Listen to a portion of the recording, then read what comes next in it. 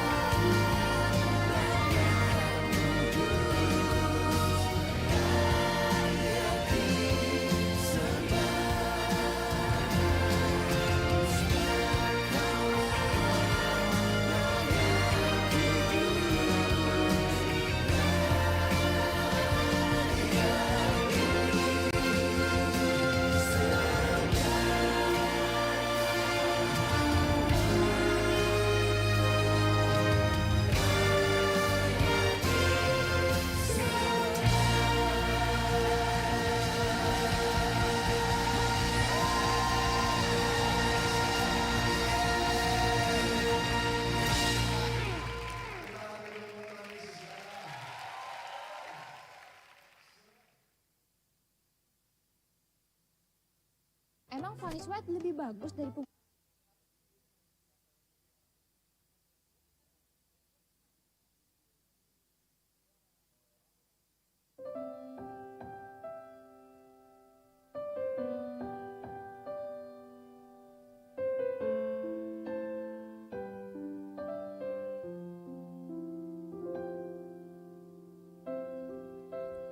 yang selalu mengasihiku.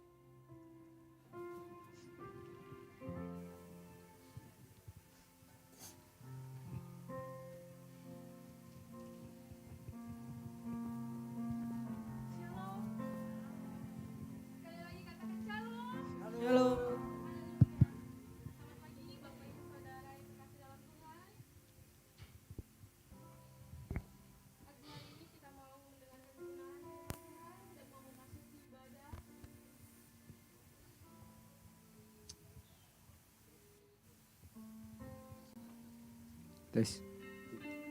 Tes. Mari kita mempersiapkan hati kita, pikiran kita. Biarkan kita fokus kepada Allah yang hidup. Biarkan pada pagi hari ini hanya hati Tuhan yang disenangkan dengan pujian dan penyembahan kita. Sebelum itu mari kita satu di dalam doa. Bapa yang baik, terima kasih untuk kasih setia-Mu di dalam kehidupan kami Tuhan. Kami mengucap syukur kepadamu. Karena kasih setia-Mu Tuhan Yesus tak pernah meninggalkan kami Bapa. Kalau kami ada pada hari ini itu semua karena kebaikan-Mu di dalam kehidupan kami. Sehingga kami mampu melangkahkan kaki di tempat ini Tuhan. Kami mau beribadah kepadamu Bapa. Kami mau merendahkan diri membawa hidup kami. Membawa hati kami, jiwa kami untuk berjumpa dan memasuki ruang Maha Kudus-Mu di tempat ini Bapa. Terima kasih Yesusku. Berkati ibadah kami pada pagi hari ini dari awal pertengahan hingga akhirnya. Biarkan berkenan di hadapan Tuhan. Biarkan setiap jemaat-Mu menerima lawatan-Mu ya Tuhan Yesus. Biar kami para pelayan-Mu dapat memberikan pelayanan yang terbaik di hadapan-Mu. Terima kasih Yesus. Terima kasih Allah Roh Kudus. Berkati juga jemaat-Mu Tuhan yang mungkin masih ada dalam perjalanan. Engkau berkati langkah mereka Tuhan untuk menuju di tempat ini. Biarkan tiba dengan selamat, dengan bersukacita bersama kami menyembah meninggikan nama-Mu Tuhan. Inilah doa dan permohonan kami Bapa. Terpuji nama-Mu Yesus. Kami siap untuk memasuki ibadah pada pagi hari ini. Haleluya di dalam nama Yesus. Amin.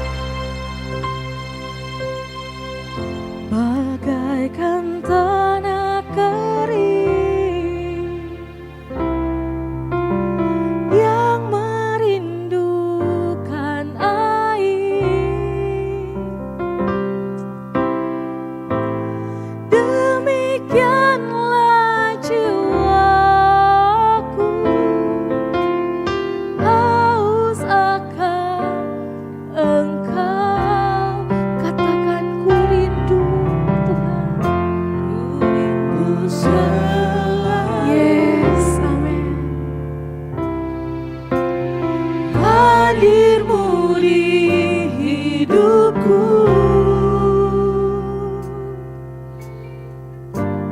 memulihkan jiwaku, hapuskan air mataku, mengalirlah kuasa Roh Kudus, mengalirlah di tempat ini, mengalirlah oh Roh Kudus, pulihkan. Katakan mengalirlah dengan lembut, mengalirlah kuasa Roh Kudus, mengalirlah di tempat ini, mengalirlah oh Roh Kudus,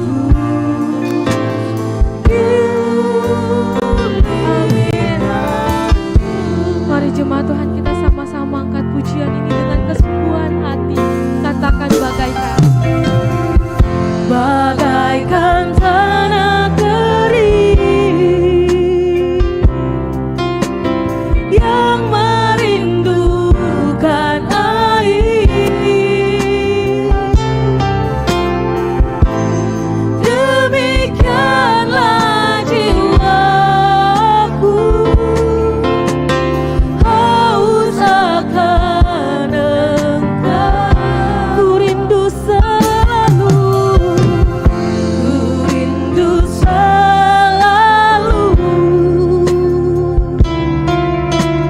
hadir-Mu di hidupku,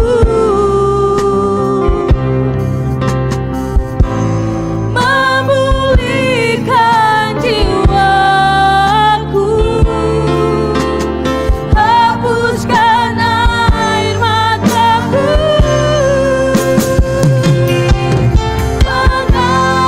mengalirlah kuasa Roh Kudus,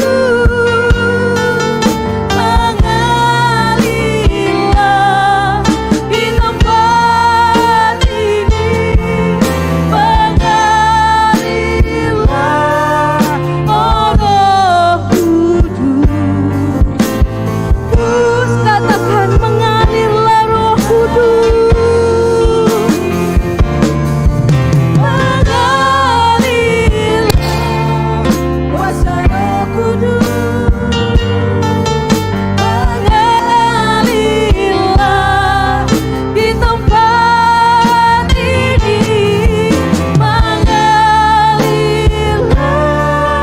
oh Roh Kudus. Sekali lagi jemaat Tuhan katakan mengalirlah, mengalirlah kuasa Roh Kudus,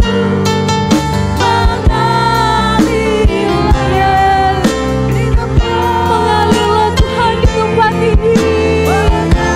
Kami membutuhkan Engkau Roh Kudus di setiap hidup kami. Amin. Sekali lagi mengalirlah Roh Kudus, mengalirlah kuasa Roh Kudus, mengalirlah di tempat ini, mengalirlah oh Roh Kudus. Mari jemaat Tuhan saja katakan dengan lembut, panggil Roh Kudus.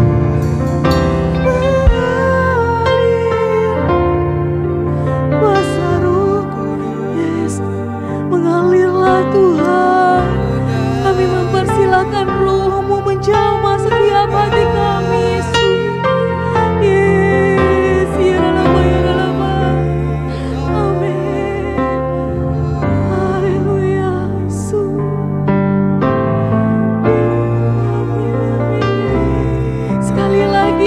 kesungguhan hati katakan mengalirlah. Amin. Mengalirlah. Amin. Mengalirlah Tuhan, mengalirlah di dalam hidup kami Yesus. Kami butuh Engkau Tuhan.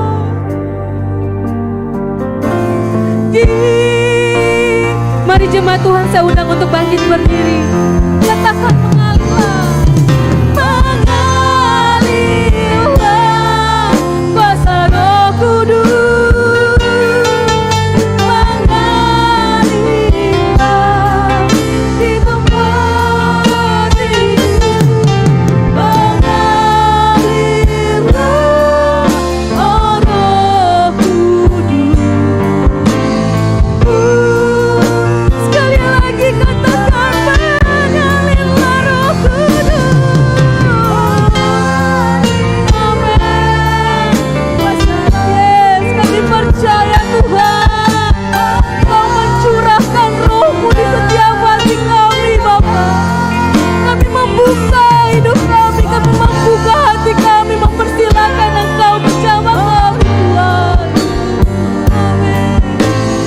Di hidupku,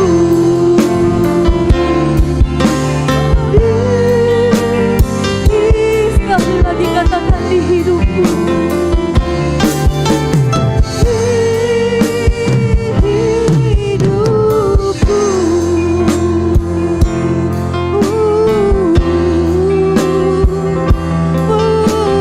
Mengalirlah Tuhan, jamah setiap kami mau menyaksikan kebaikan kasih-Mu nyata di hidup kami.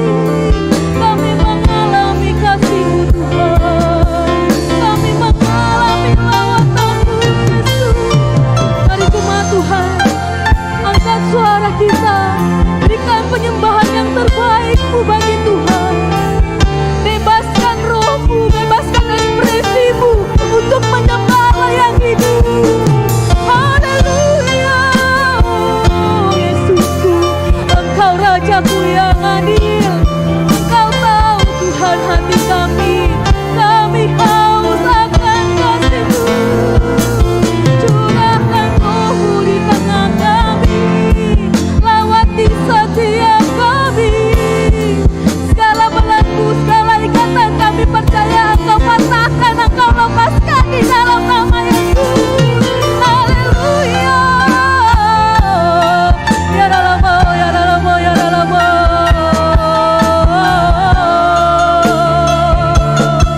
Kami mau bersorak, memuji, memuliakan Engkau Yesus.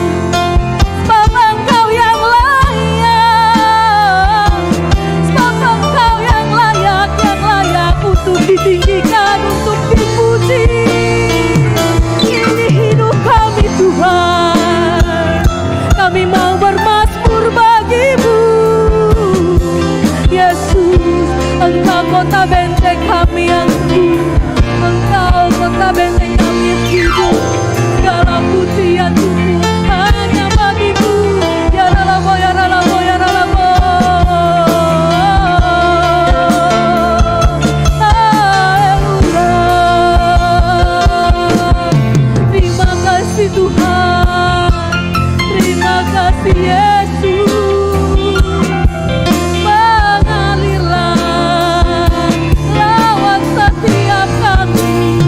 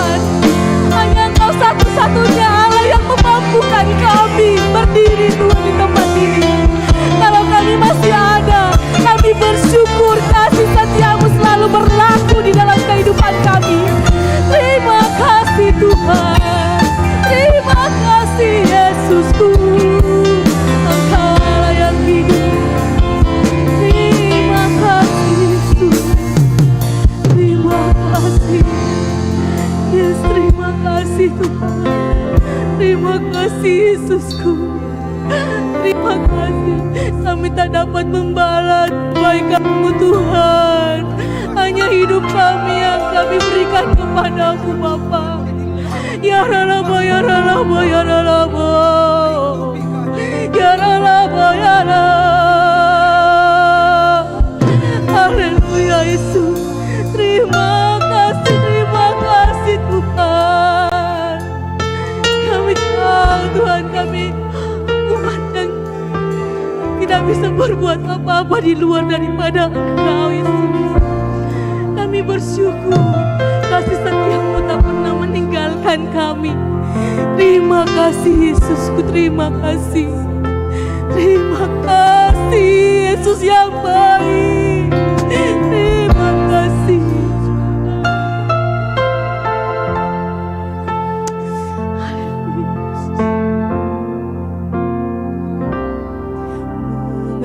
Mengalir kuasa dari tempat maha tinggi, Bapa kekal mulia, Kau hadir di sini, memulihkan hati, menyembuhkan yang terluka, ku kan tenang bersamamu. Sama-sama katakan, mengalir kuasa Tuhan.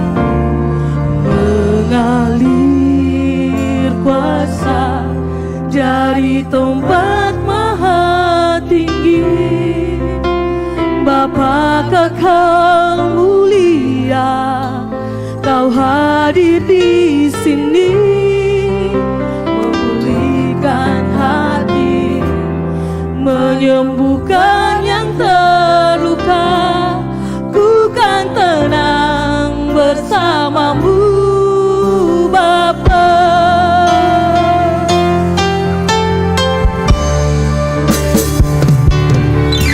Mengalir kuasa dari tempat maha tinggi, Bapa kekal mulia, Kau hadir di sini, memulihkan hati, menyembuhkan yang terluka, ku kan tenang bersamamu. Sekali lagi katakan, mengalir kuasa-Mu Tuhan.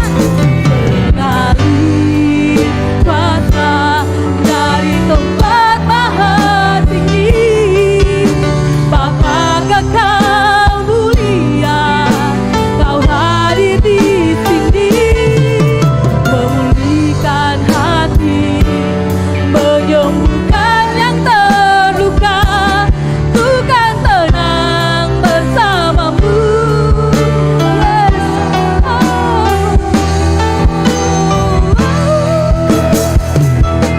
Mengalir kuasa dari tempat maha tinggi, Bapa kekal mulia, Kau hadir di sini, memulihkan hati, menyembuhkan yang terluka, ku kan tenang bersamamu Bapa.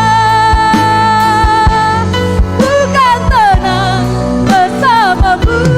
Sekali lagi katakan, ku kan tenang, ku kan tenang bersamamu Bapa.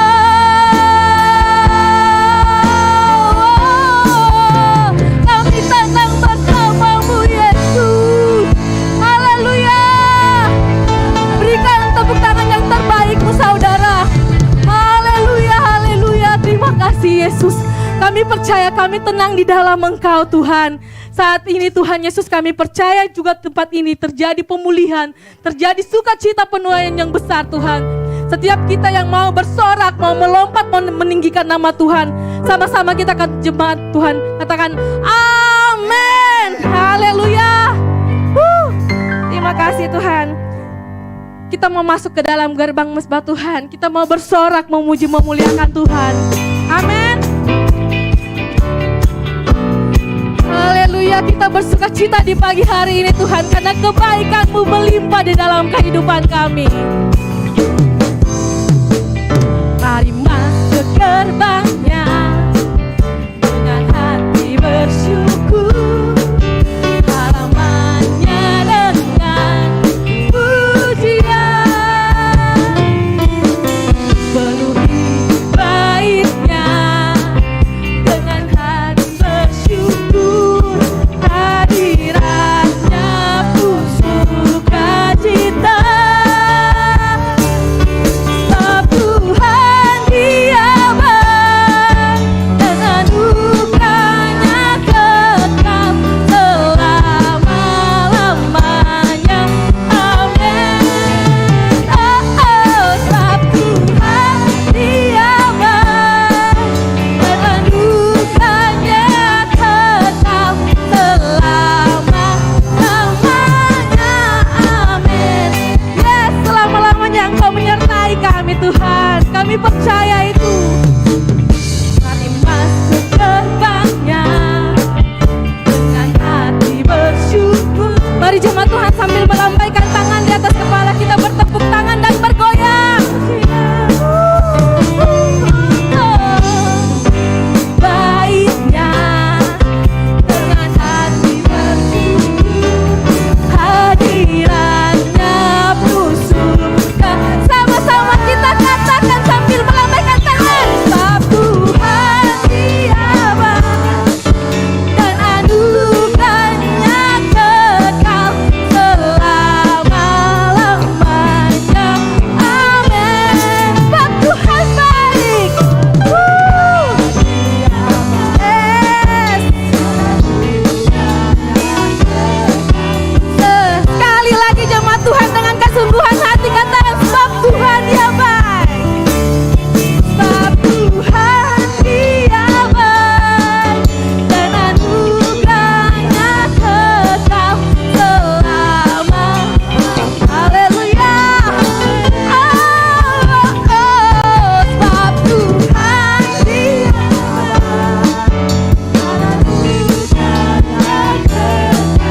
selama-lamanya. Amin. Selama-lamanya. Amin. Selama-lamanya. Amin.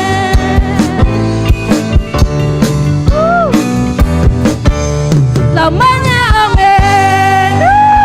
Berikan tepuk tangan yang terbaik bagi Allah kita. Haleluya. Haleluya. Kita tahu kita selalu dipulihkan hari lepas hari asalkan kita menyerahkan hidup kita kepada Tuhan. Setiap jemaat Tuhan yang percaya katakan amin. Haleluya. Haleluya. Kita masuki pujian berikutnya. Mari jemaat Tuhan dengan sukacita kita tepuk tangan di atas kepala kita, mau bersorak. Amin.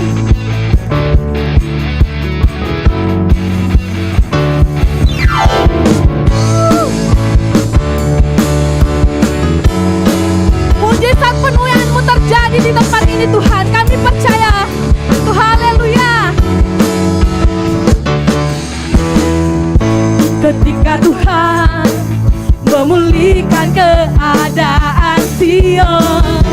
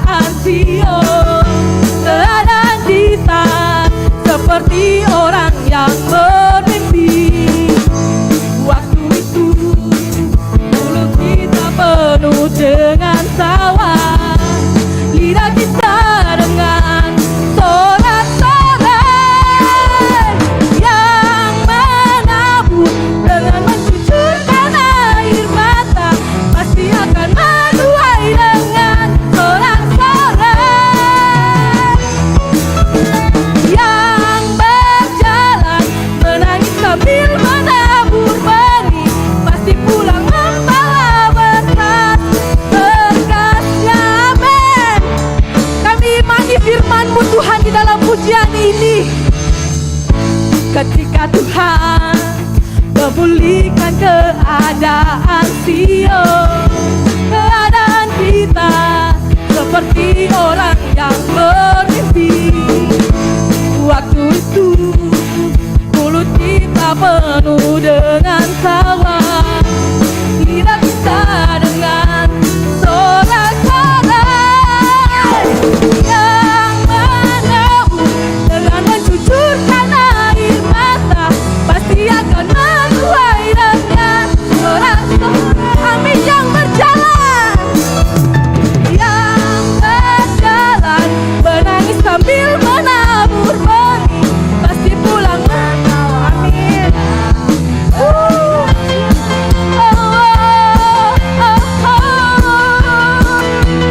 Kami pasti membawa pulang berkas-berkas daripada Tuhan. Setiap kita yang percaya dengan iman ini sama-sama katakan, menabur dengan mencucurkan air mata, pasti akan menuai dengan sorak-sorai. Amin, amin, amin. Yang berjalan menangis sambil menabur benih, pasti pulang menawa berkat. Mari jemaat Tuhan dengan tepuk tangan. Amin. Kita imani ini saudara, karena kita percaya kita akan membawa pulang berkas-berkas daripada Tuhan. Kita akan menuai sukacita ini. Yang berjalan sambil menabur benih, pasti pulang. Sekali lagi dengan sepenuh sukacita, tetap kita bertepuk tangan. Yang menabur dengan mencucurkan air mata, pasti akan menuai dengan sorak-sorai.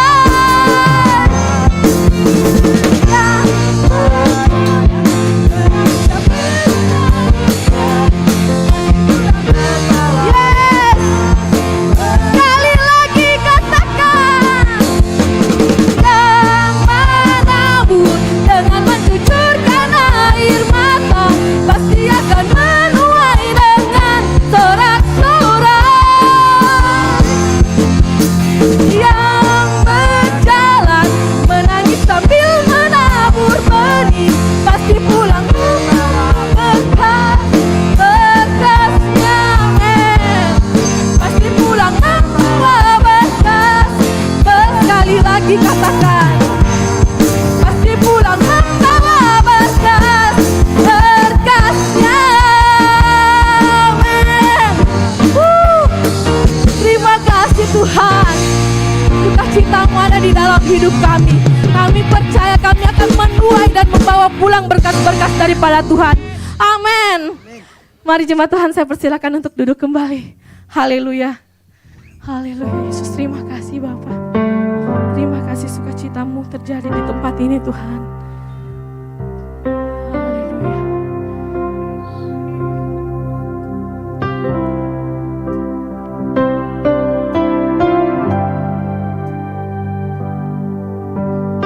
Lord, you're more than anything. You're more than gold, more than anything. Lord, you're everything to me. I will never let you go, never ever let you go. Mari sama-sama kita angkat pujian ini, katakan, Lord, you're more than anything. You're more than gold, more than anything. Lord, you're everything to me. I will never let you go,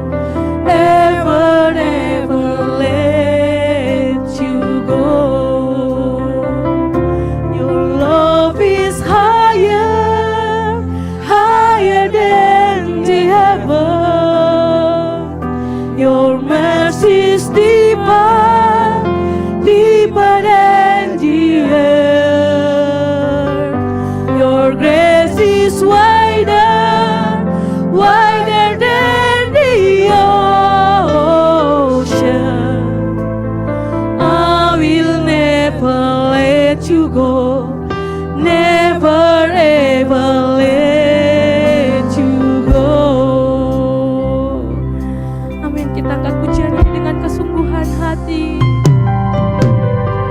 Lord, you're more than anything. You're more than gold, more than anything. Lord, you're everything to me. I will never let you go, never ever let you go. Your love is higher, higher than the heaven. Your mercy is deeper, deeper than the earth. Your grace is wider, wider than the ocean. I will never let you go, never ever let you. Sekali lagi, your love is higher. Mari anak sekolah minggu, saya undang untuk maju ke depan untuk didoakan oleh Ibu Gembala. Deeper than the earth, your grace is wider, wider than the ocean. I will never let you go, never ever let. Mari jemaat Tuhan, saya undang untuk bangkit berdiri. Kita arahkan tangan kita di depan anak sekolah minggu sambil kita mendoakan mereka. Lord, you're more than anything. You're more than gold, more than anything. Lord, you're everything to me. I will never let you go, never ever let you go. Your love is higher, higher than the heaven. Your mercy is deeper, deeper than the earth. Your grace is wider, wider than the ocean. I will never let you go. Once again, your love is higher. Your love is higher, higher than the heaven. Your mercy is deeper, deeper than the earth. Your grace is wider, wider than the ocean. I will never let you go. Once again, say, your love is higher. Your love is higher, higher than the heaven. Your mercy is deeper, deeper than the earth. Your mercy is Wider, wider than the ocean. Amen. I will never let you go. Never ever let you go. Sama-sama ke tangan kita katakan, your love is higher, higher than the heaven. Your mercies Your mercy is deeper, deeper than the earth. Your love your grace is higher, wider than the ocean. Yes, ocean. I will never. I will never let you go, never ever let. I will never let you go. I will never let you go, never ever let beri kemuliaan yang meriah bagi Tuhan Allah kita. Haleluya, haleluya. Haleluya, haleluya, haleluya. Kami mengucap syukur Tuhan buat pagi hari ini. Pagi di mana kami bisa hadir bersama dengan Engkau. Pagi di mana hati kami ingin dikalibrasi ulang Tuhan. Kami ingin lebih rindu mengenal firman-Mu, mempelajari firman-Mu dan menjadi pelaku firman. Tuhan, urapi hamba-Mu yang akan memberitakan firman Tuhan. Biar apa yang keluar dari mulut hamba-Mu adalah isi hati-Mu semata-mata. Juga Tuhan, Kau urapi setiap jemaat-Mu yang hadir di tempat ini. Tuhan Roh Kudus, tolong mereka agar dapat memahami, mengerti, dan menjadi pelaku firman di dalam kehidupan mereka masing-masing. Di dalam nama Tuhan Yesus Kristus yang siap mendengarkan firman Tuhan. Sama-sama katakan, amin. Silakan duduk Bapak Ibu Saudara sekalian. Shalom. Puji Tuhan, jadi pagi hari ini saya senang sekali melihat Bapak Ibu sekalian karena sudah 1 minggu ya. 1 minggu berasa lama juga. Pagi hari ini kita akan belajar mengenai keuangan yang sehat. Nah, di tema yang ini ada banyak hal yang menarik yang Tuhan coba akan singkapkan dan saya akan bagikan kepada Bapak Ibu Saudara sekalian. Nah, kalau kita sudah berbicara mengenai persepuluhan di minggu pertama, maka minggu ini kita berbicara mengenai keuangan sehat. Saya buka dengan sebuah cerita. Suatu kali ada suami istri. Nah, suami istri ini sudah lama menikah, ya. Lalu kemudian sang suami pergi bekerja, dia pulang kerja. Terus pada saat dia pulang kerja, dia lihat istrinya lagi baca buku. Ya, dia baca buku. Dan akhirnya lama-lama menangis istrinya. Wah, heran suaminya. Ini kenapa menangis? Ditanya sama suaminya.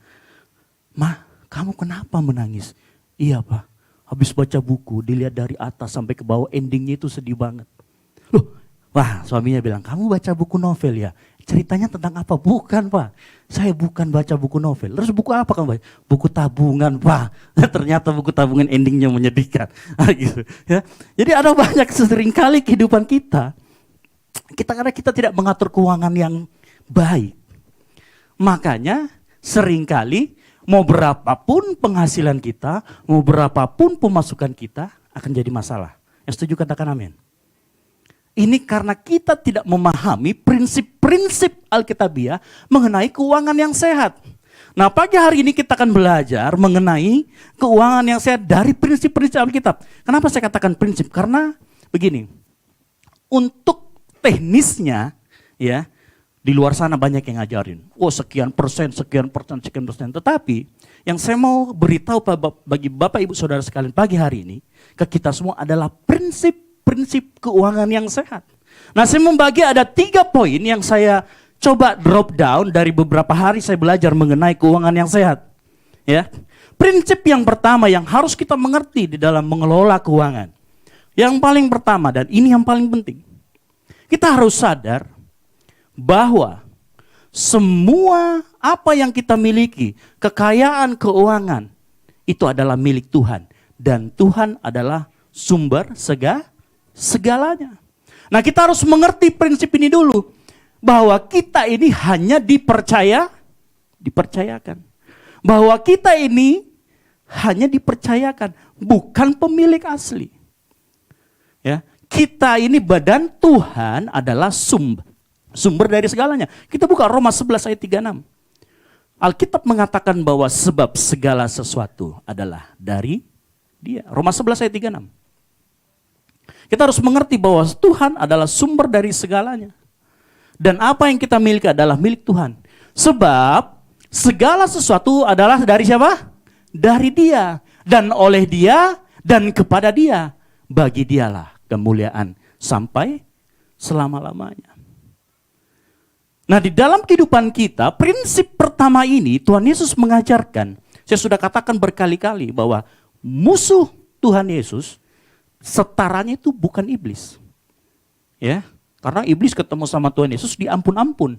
Tuhan, jangan kau jangan kau ganggu kami, biarkan kami pergi kepada babi itu. Setiap kali iblis ketemu Tuhan Yesus, mereka sudah takut.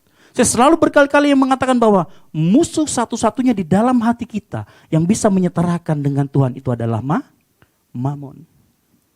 Nah, kita harus mengerti prinsip bahwa sadar Tuhan adalah sumber segalanya dan segala sesuatu itu milik Tuhan. Matius 6 ayat 24 berkata begini.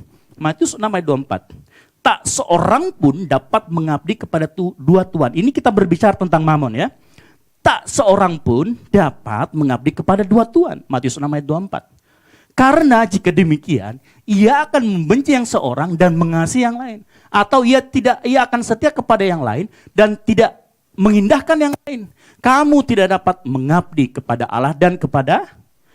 Perhatikan, ada hal yang unik bahwa dalam hubungan manusia dengan Tuhan, kaitannya dengan finansial atau keuangan, Tuhan tidak menggunakan kata Bapa dan anak.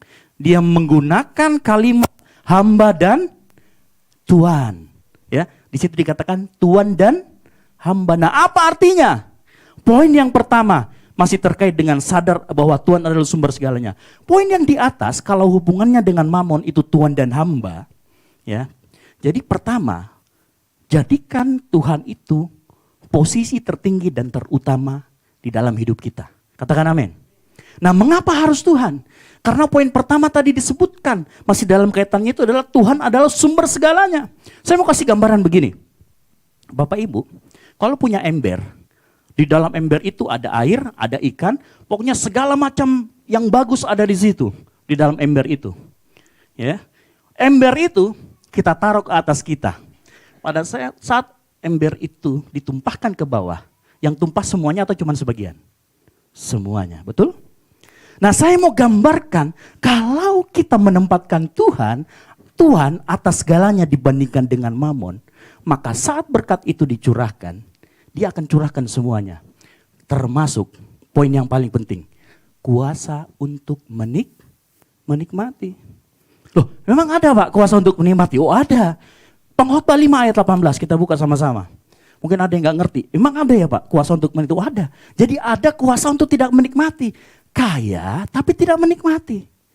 Pengkhotbah 5 ayat 18. Nah, setiap orang perhatikan yang dikaruniai Allah kekayaan dan apa? Harta benda dan apa lagi? Kuasa untuk.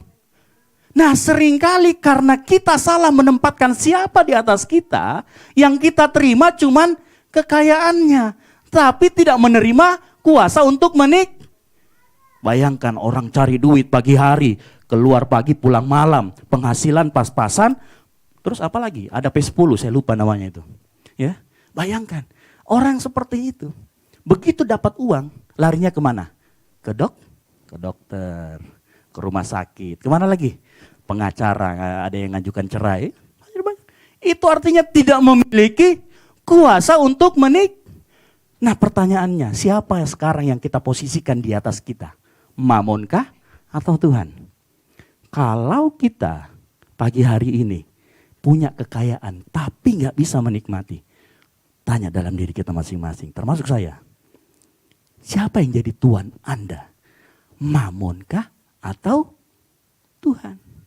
Karena kuasa menikmati itu begitu penting. Makanya Amsal 10 ayat 22 mengatakan begini. Nah, ini prinsip ini harus kita mengerti ya, terkait dengan membuat Tuhan sebagai yang terutama. Amsal 10 ayat yang ke-22. Berkat Tuhanlah yang menjadikan kaya, susah payah tidak akan menambinya. Ini terjemahan bahasa Indonesia. Saya punya terjemahan yang lebih menarik. Di Amsal 10 ayat 22 di terjemahan Alkitab yang terbuka. Berkat Tuhan menjadikan kaya dan dia tidak menambahkan kesusahan di dalamnya. Artinya apa? Ada berkat ada kuasa untuk menikmati. Ya, ini kita harus perhatikan. Kalau kita menjadikan yang di atas kita itu uang, pada saat uangnya dapat, hartanya dapat, nggak sama dengan, tidak disertai dengan kuasa untuk menikmati. Makanya poin yang pertama terkait dengan menempatkan Tuhan yang teratas.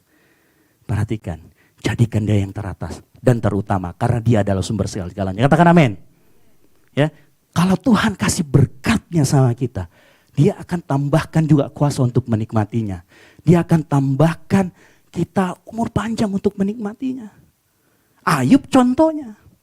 Ya. Jadi pagi hari ini saya mau katakan begini. Uang itu tuan yang buruk, tetapi hamba yang berguna. Nah, prinsip yang kedua begini.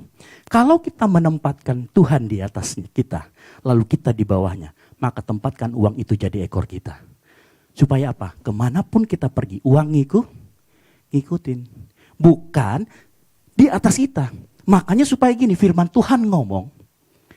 Ya, firman Tuhan di Ulangan 28 ayat 13 ngomong begini. Tuhan akan mengangkat engkau menjadi kepala dan bukan menjadi Kalau kita menjadi ekornya uang, bagaimana kejadiannya? Sama kayak poin pertama. Kita nggak akan bisa menikmati.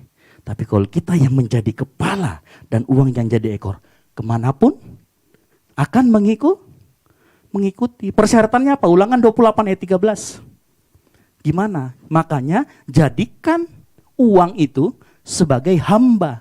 Dan Anda yang jadi kepala. Kita semua harus jadi kepala atas uang kita. Jangan sampai uang itu menjadi kepala, karena ini parah. Uang itu tuan yang buruk tetapi hamba yang berguna. Perhatikan, Tuhan akan mengangkat engkau menjadi kepala dan bukan menjadi ekor. Engkau akan tetap naik dan bukan turun. Apabila apa? Engkau mendengarkan perintah Allahmu yang kusampaikan pada hari ini. Kau lakukan dengan ini syaratnya. Kalau Bapak Ibu semua saudara menjadi kepala dari mamon itu. Setuju, katakan amin. Nah, poin B, tadi poin A, ini poin B-nya terkait bahwa Tuhan adalah sumber segalanya. Lalu kemudian kita harus menjadikan Tuhan itu di atas kita, bukan mamon. Lalu mamon itu harus menjadi ekor, ngikutin kita kemanapun. Poin berikutnya, ini tindakan praktisnya. Tindakan praktis maksudnya, nah ini kan masih awang-awang Pak. Ini gimana maksudnya menjadikan supaya duit itu ngikutin kita. Ada seorang hamba Tuhan ngomong begini, bagus banget dia ngomong. Uang itu ada di mana-mana. Setuju, katakan amin. Uang itu ada di mana-mana, hanya belum masuk kantong kita. Kan gitu. Permasalahannya gimana uang itu masuk kantong kita. Nah dia kasih begini. Tahukah saudara bahwa ada hal yang menarik di dalam pelayanan Yesus dalam membuat mujizat? Tuhan Yesus nggak pernah bikin orang tiba-tiba jadi kaya. Cek semua Alkitab, bahkan dari Kejadian, Keluaran sampai Wahyu, tidak pernah Tuhan membuat orang tiba-tiba jadi kaya. Jadi saya mau kasih tahu begini, kalau ada hamba Tuhan yang kesaksian, saya berdoa lalu tiba-tiba kemudian ada yang ketok pintu ngasih duit. Ya bisa jadi benar, bisa jadi tidak. Bisa jadi ceritanya benar, hanya tidak menceritakan seluruhnya. Karena Alkitab ngomong begini, kita buka di Ulangan 8 ayat 18. Ulangan 8 ayat 18. Bapak Ibu harus perhatikan, ini konsep kerajaan Allah. Ini konsep yang Tuhan kasih dalam kita. Perhatikan, tetapi haruslah engkau ingat kepada Tuhan Allahmu, sebab dialah yang memberikan apa? Kepadamu kekuatan untuk apa? Bukan Tuhan Allahmu untuk memperoleh kekayaan atau menambahkan kekayaan, tetapi memberikan apa? Kekuatan untuk mendapatkan kekayaan. Beda ya bunyinya ya. Tuhan tidak langsung kasih kita kekayaan. Tuhan kasih kita kekuatan dulu. Tuhan gak pernah kasih kekayaan. Ya mungkin Bapak Ibu bertanya, mana buktinya Pak? Nah saya kasih sedikit gambaran begini. Kata kekuatan dalam bahasa aslinya itu koak. Yang artinya kekuatan, tenaga, kemampuan atau keterampilan. Keterampilan itu ability. Jadi yang Tuhan kasih kepada setiap kita adalah kekuatan, kemampuan, dan kecakapan, keterampilan, kemampuan, ability untuk memproduksi kekayaan. Bukan kekayaan yang Tuhan kasih. Nah, ini penting kita harus ingat. Mungkin Bapak Ibu Saudara mau bukti, saya kasih buktinya. Matius 7 ayat 27. Matius 17 ayat 27, Matius 17 ayat 27. Kita buka sama-sama, ini perhatikan. Tetapi supaya kita jangan menjadi batu sandungan bagi mereka, pergilah memancing ke danau. Yesus suruh Petrus ngapain? Mancing. Keahliannya Petrus apa? Nelayan, mancing. Dan ikan pertama yang kau pancing, tangkaplah. Perhatikan kata pertama, menempatkan Tuhan sebagai yang utama. Tangkap, bukalah mulutnya, maka engkau akan menemukan apa? Mata uang 4 dirham di dalamnya. Ambillah itu, bayarkanlah kepada mereka dan bagiku dan bagimu. Perhatikan, cerita itu ceritanya gini. Yesus masuk ke bait Allah, ditagih duit. Yesus nggak pernah pegang duit. Yesus nggak pernah pegang duit.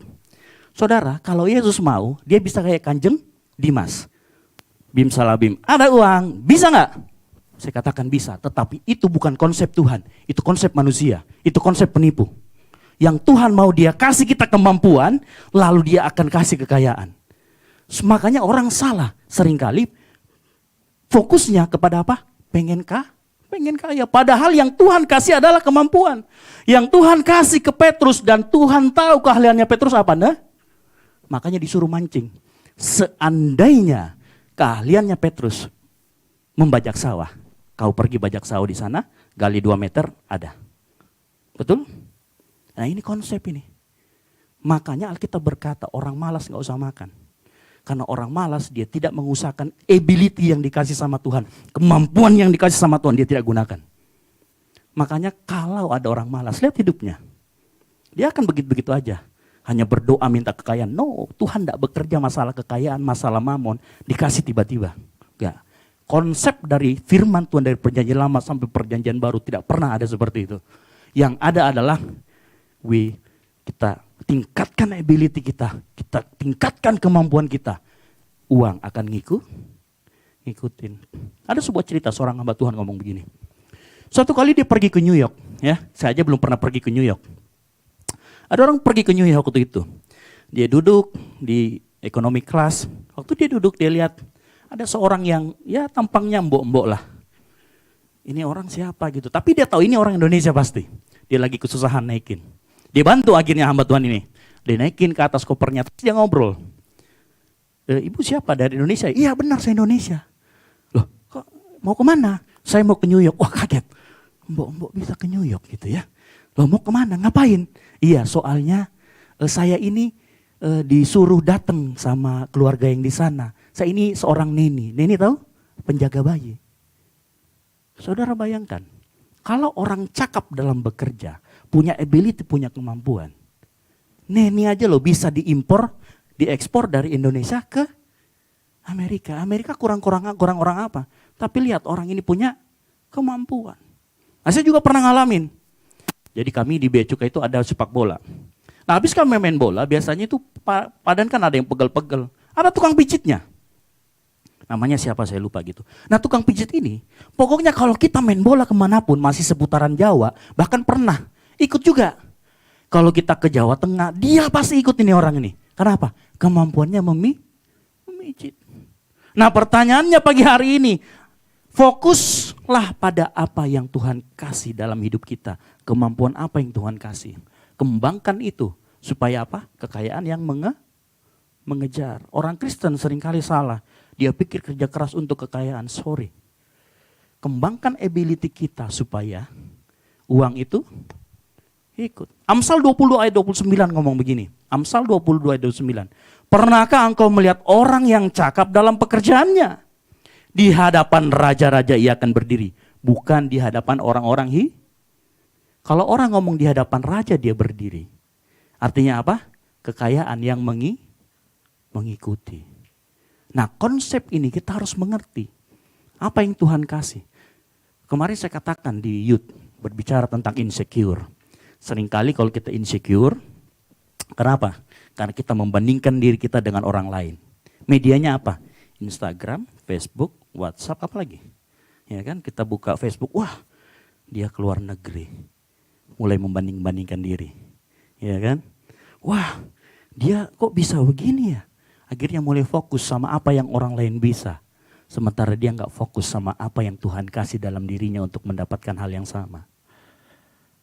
Pagi hari ini, lihat kanan kiri kita. Kembangkan ability-mu. So, ngomong kanan kiri kanan. Kembangkan kemampuanmu. Amin. Nah ini rahasia firman Tuhan yang harus kita pegang. Untuk memproduce wealth atau kekayaan. Atau mendapatkan berkat secara finansial. Ya. Makanya saya kasih lihat tadi, Tuhan Yesus nggak pernah kayak Kanjeng Dimas menggandakan uang. Sudim salabim ada uang enggak. Dia selalu menggunakan ability yang Tuhan kasih. Petrus, saya tahu kamu pintar nelayan, kamu pintar memancing. Ya udah kamu memancing. Amin. Itu poin yang pertama bahwa kita harus sadar bahwa Tuhan adalah sumber segalanya dan Dia pemilik segalanya. Oleh karena itu, tempatkan Tuhan di posisi di atas kita. Lalu yang kedua, fokus pada apa ability atau kemampuan. Karena begini, kalau bicara tentang, jadi saya itu ingin berbicara poin yang pertama tentang how we can Bagaimana cara kita mendapatkan income yang lebih banyak, bagaimana kita mendapatkan berkat Tuhan berupa kekayaan finansial yang lebih banyak. Yang pertama, kita harus tempatkan Tuhan di atas segalanya. Yang kedua, kita harus fokus sama ability, kemampuan yang Tuhan kasih. Yang berikutnya, nah kita masuk ke dalam tengah-tengahnya. Kan ada masuk, di tengah diolah, keluarnya seperti apa nanti. Ya. Yang kedua, milikilah rencana, anggaran, pendapatan, dan pengeluaran keluarga. Atau RAPBK. Poin yang kedua, setelah kita menjadikan Tuhan, pada setiap Tuhan memberkati kita, milikilah yang namanya rencana atau budgeting ya. Nah begini, ada sebuah quotes yang menarik, dia ngomong begini, if you fail to plan, you plan to fail. Kalau Anda tidak merencanakan apapun, Anda berarti merencanakan kegagalan. Kita buka Alkitab kita. Lukas 14 ayat 28.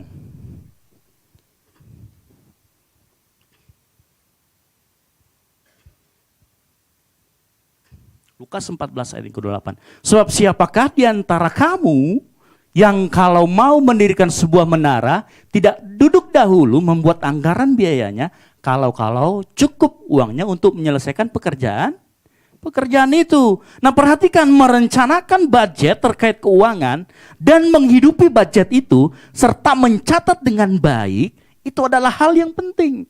Kita harus tahu berapa yang kita punya, berapa yang kita hasilkan, berapa yang kita kelola, dan berapa nanti akan kita keluarkan. Nah prinsip keuangan sehat itu selalu seperti itu. Mengenai porsi-porsinya, persentasenya Bapak Ibu pasti lebih mengerti karena yang tahu keadaannya Bapak Ibu Saudara. Tapi saya jelaskan prinsipnya, harus ada perencanaan. Ya oleh karena itu Lukas 14 ngomong, kalau mau mendirikan sebuah menara harus ada hitungannya dulu. Sama seperti RAPBK tadi, harus punya rencana anggarannya. Jangan tiba-tiba kaget-kagetan. Amsal 21 ayat 5 ngomong begini.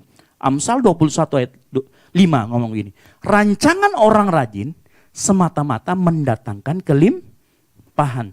Tetapi setiap orang yang tergesa-gesa hanya akan mengalami kekurangan. Nah mungkin kalau kita mengelola keuangan kita lalu kemudian ada kurang, mungkin ada yang salah dengan RAPBK kita. Rencana, anggaran, pendapatan, dan belanja keluarga. Nah ada beberapa prinsip di dalam memiliki RAPBK ini. Yang pertama, kalau kita tadi belajar memposisikan Tuhan sebagai prioritas, maka di prinsip yang kedua ini, harusnya kita juga menghormati dan mengasihi Tuhan sebagai yang pertama dalam keuangan. Itu artinya pada saat kita melakukan RAPBK tadi, yang pertama harus kita keluarkan adalah untuk persepuluhan kita. Yang setuju katakan amin. Nah kalau saya bicara tentang persepuluhan bukan berarti gereja mau ngambil duit Bapak Ibu Saudara, enggak. Sekarang persepuluhan kita atur sebaik-baiknya untuk operasional gereja, untuk membantu diakonia, untuk membantu orang-orang yang membutuhkan. Ya. Di bawah sudah ada laporan keuangannya. Jadi setiap kali kalau gereja berbicara persepuluhan, tenang aja. Di sini sudah diatur dengan baik, terbuka, dan sangat bertanggung jawab. Nah, kita sudah belajar mengenai kemarin minggu pertama tentang dasar-dasar persepuluhan. Mengapa kita memberikan persepuluhan hitungnya dari mana, lalu berbagai pertanyaan. Nah, yang pertama yang perlu diingat bahwa setiap kali kita memberi persepuluhan adalah kita mengembalikan apa yang menjadi milik Tuhan melalui gereja Tuhan. Nah, saya akan jelaskan. Pak, tadi Bapak bilang semuanya milik Tuhan. Kenapa sekarang ada 1/10 lagi? Ya, kalau kita Bapak Ibu 10% berarti ada 90 yang kita gunakan. 10% ini dikembalikan untuk Tuhan. Nah mungkin kita berpikir, terus bagaimana pengaturannya Bapak Ibu? 90% yang kita gunakan itu juga untuk kemuliaan nama Tuhan. Hanya untuk keperluan kita, contoh. Ya kalau kita nggak kasih uang belanja buat istri kita, kan gawat juga nanti, bisa berantem tiap hari, betul? Kalau berantem tiap hari tidak memuliakan Tuhan, bukan? Kalau kita misalkan sering sakit-sakitan karena makanan kita tidak terjaga dengan baik, dan seringkali biasanya makanan sehat itu agak mahal, ya bukankah kita juga nggak memuliakan Tuhan? Yang setuju katakan amin. Kalau kita misalkan stres terus nggak bisa liburan atau nggak bisa kumpul dengan keluarga, nggak punya waktu quality time buat keluarga, bukankah itu juga nggak memuliakan Tuhan? Ya, saya kasih gambaran begini. Saya kerja buat siapa? Buat anak dan istri saya, buat Dev dan maminya Dev. Betul? Saya kerja buat mereka. Saya kerja setiap hari. Lalu kemudian maminya Dev nuntut. Pak, Dedi, kamu kerja tiap hari. Waktu buat saya mana? Loh, saya bisa ngomong loh, saya kerja ini ya buat kamu. Betul tidak? Tetapi perhatikan, dia meminta special time, waktu quality khusus, waktu yang spesial buat dia. Nah, Tuhan itu sama mengenai finansial kita. Memang betul apa semuanya itu adalah milik saya dan dipakai untuk kemuliaan nama Tuhan. Tetapi Tuhan tetap menuntut ada quality time antara kamu dan saya di dalam keuangan itu. Apa itu? Persepuluhan. Itu adalah quality time dari segi quality finansial kita dengan Tuhan. Makanya saya katakan tadi, harus itu dulu dikeluarkan. Jangan sampai itu menjadi yang terakhir. Perhatikan prinsip ini penting. Bapak Ibu, saya mau kasih tahu. Amsal 3 ayat 9 sampai dengan 10 ngomong begini. Amsal 3 ayat 9 sampai 10.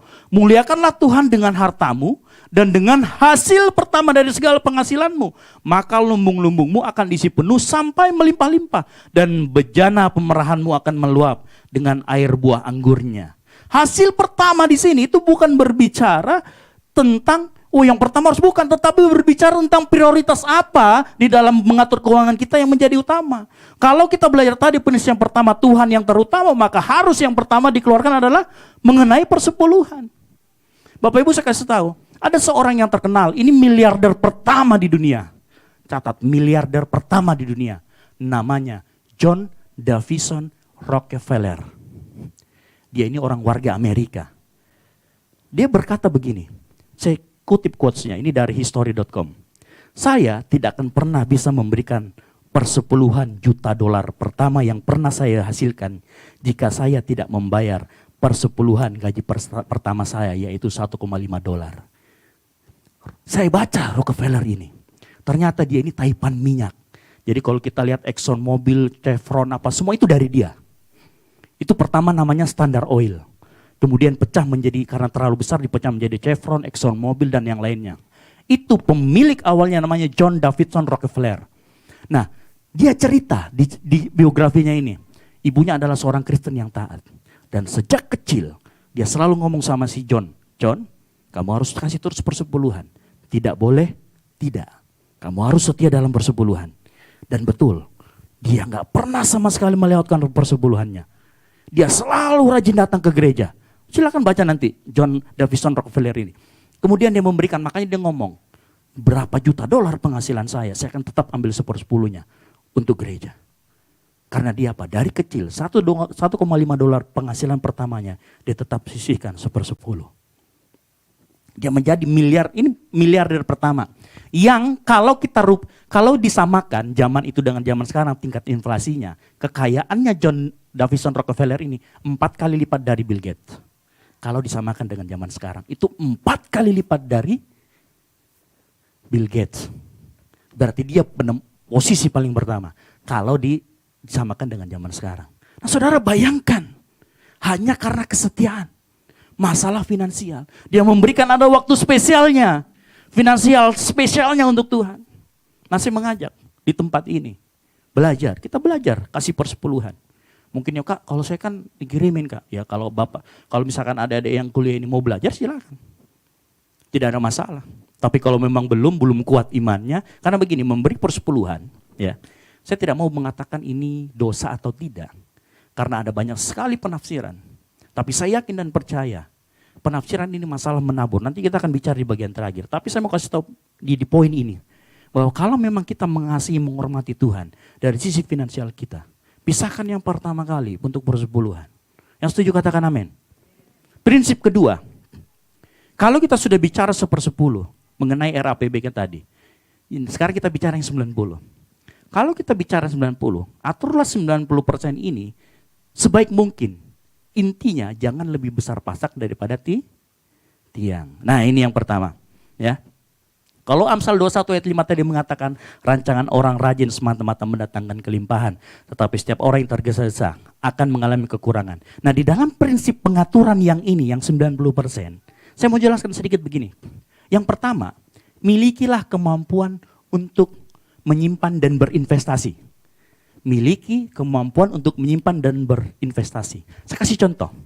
Yusuf ya, waktu masa kejayaannya Mesir, dia jadi penguasa Mesir, apa yang dia lakukan? Dia menyimpan 1/5. Ya, kalau mau ikut prinsip Alkitab, 1/5 artinya 20%. Seluruh penghasilan Mesir dia simpan di lumbungnya Fir'aun 1/5, 20%. Ini artinya ada prinsip investasi, ada prinsip menabung untuk sesuatu yang akan datang. Nah, prinsip ini kalau kita pegang boleh, tetapi mau 1/5, 1/10 boleh. Tetapi intinya setelah 1/10 itu 90% itu harus disisihkan untuk investasi atau disimpan. Untuk apa contohnya? Misal, kalau saya menyimpan investasi itu di asuransi misalkan. Kalau untuk Dev asuransi pendidikan, untuk saya asuransi kesehatan. Supaya amit-amit jaga jabang bayi ini ya, kalau misalkan kejadian apa sama saya masih ada asuransi untuk anak dan istri. Betul? Asuransi. Apalagi bentuknya, bisa dalam reksadana, bisa dalam mungkin emas batangan. Silakan. Ya. Wajib ada. Asuransi kesehatan, asuransi pendidikan. Saham blue chip, saham boleh, tapi yang blue chip aja ya, jangan yang naik turun itu. Blue chip itu artinya saham-saham dari perusahaan-perusahaan yang terpercaya, silakan. Nah, yang menjadi catatan dalam berinvestasi dan menabung, jangan tergiur dengan untung yang besar. Karena begitu banyak penipuan, menawarkan untung yang begitu besar. Nah, hati-hati dalam melakukan investasi dan menyimpan. Ya. Ingat bahwa 1 Titus 6 ayat 9 ngomong begini. 1 Titus 6 ayat 9. 1 Titus 6 ayat yang ke-9 berkata begini. Tetapi mereka yang ingin kaya terjatuh ke dalam pencobaan, ke dalam jerat dan ke dalam berbagai nafsu yang hampa, yang mencelakakan, yang menenggelamkan manusia ke dalam keruntuhan dan kebinasaan. Makanya kalau mau berinvestasi, perhatikan. Contoh misalkan, ini siapa yang melakukan investasi? Lalu kemudian investasinya digunakan apa? Cari tahu lebih baik lagi. Dan kalau perlu, tanya ke OJK. OJK kan lembaga yang ditunjuk oleh negara kita untuk mengawasi investasi seluruhnya di Indonesia. Tanya, dicek dulu ke OJK, benar nggak nih?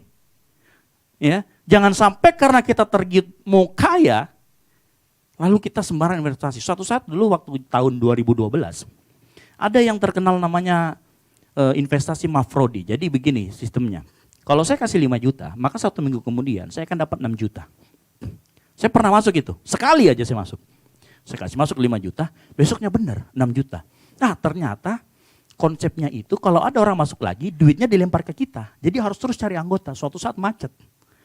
Dan macet itu nggak banyak, banyak banget. Bukan sedikit ya, banyak banget yang tertipu. Dan uangnya bisa sampai ratusan juta, puluhan juta, miliaran nggak kembali. Kenapa? Untungnya gede loh, 5 juta bayangkan kembali 1 juta. Artinya berapa tuh? Ada sekitar 20% lebih kembali. Ini gede banget. Nah, kita harus hati-hati terhadap investasi yang seperti ini.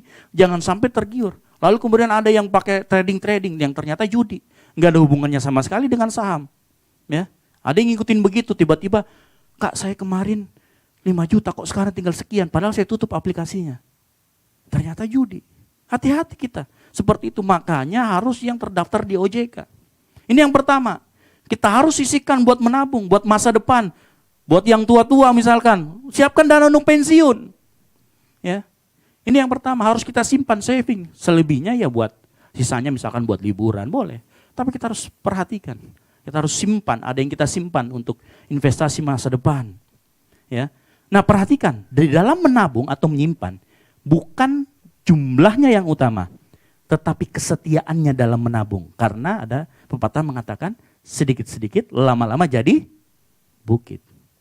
Nah, perhatikan ini, bukan jumlahnya, tetapi kesetiaannya, konsisten, komitmen, sedikit demi sedikit. Nah, yang kedua yang terkait dengan RAPBK ini, saudara harus tahu, bisa membedakan apa itu yang menjadi keinginan dan kebutuhan.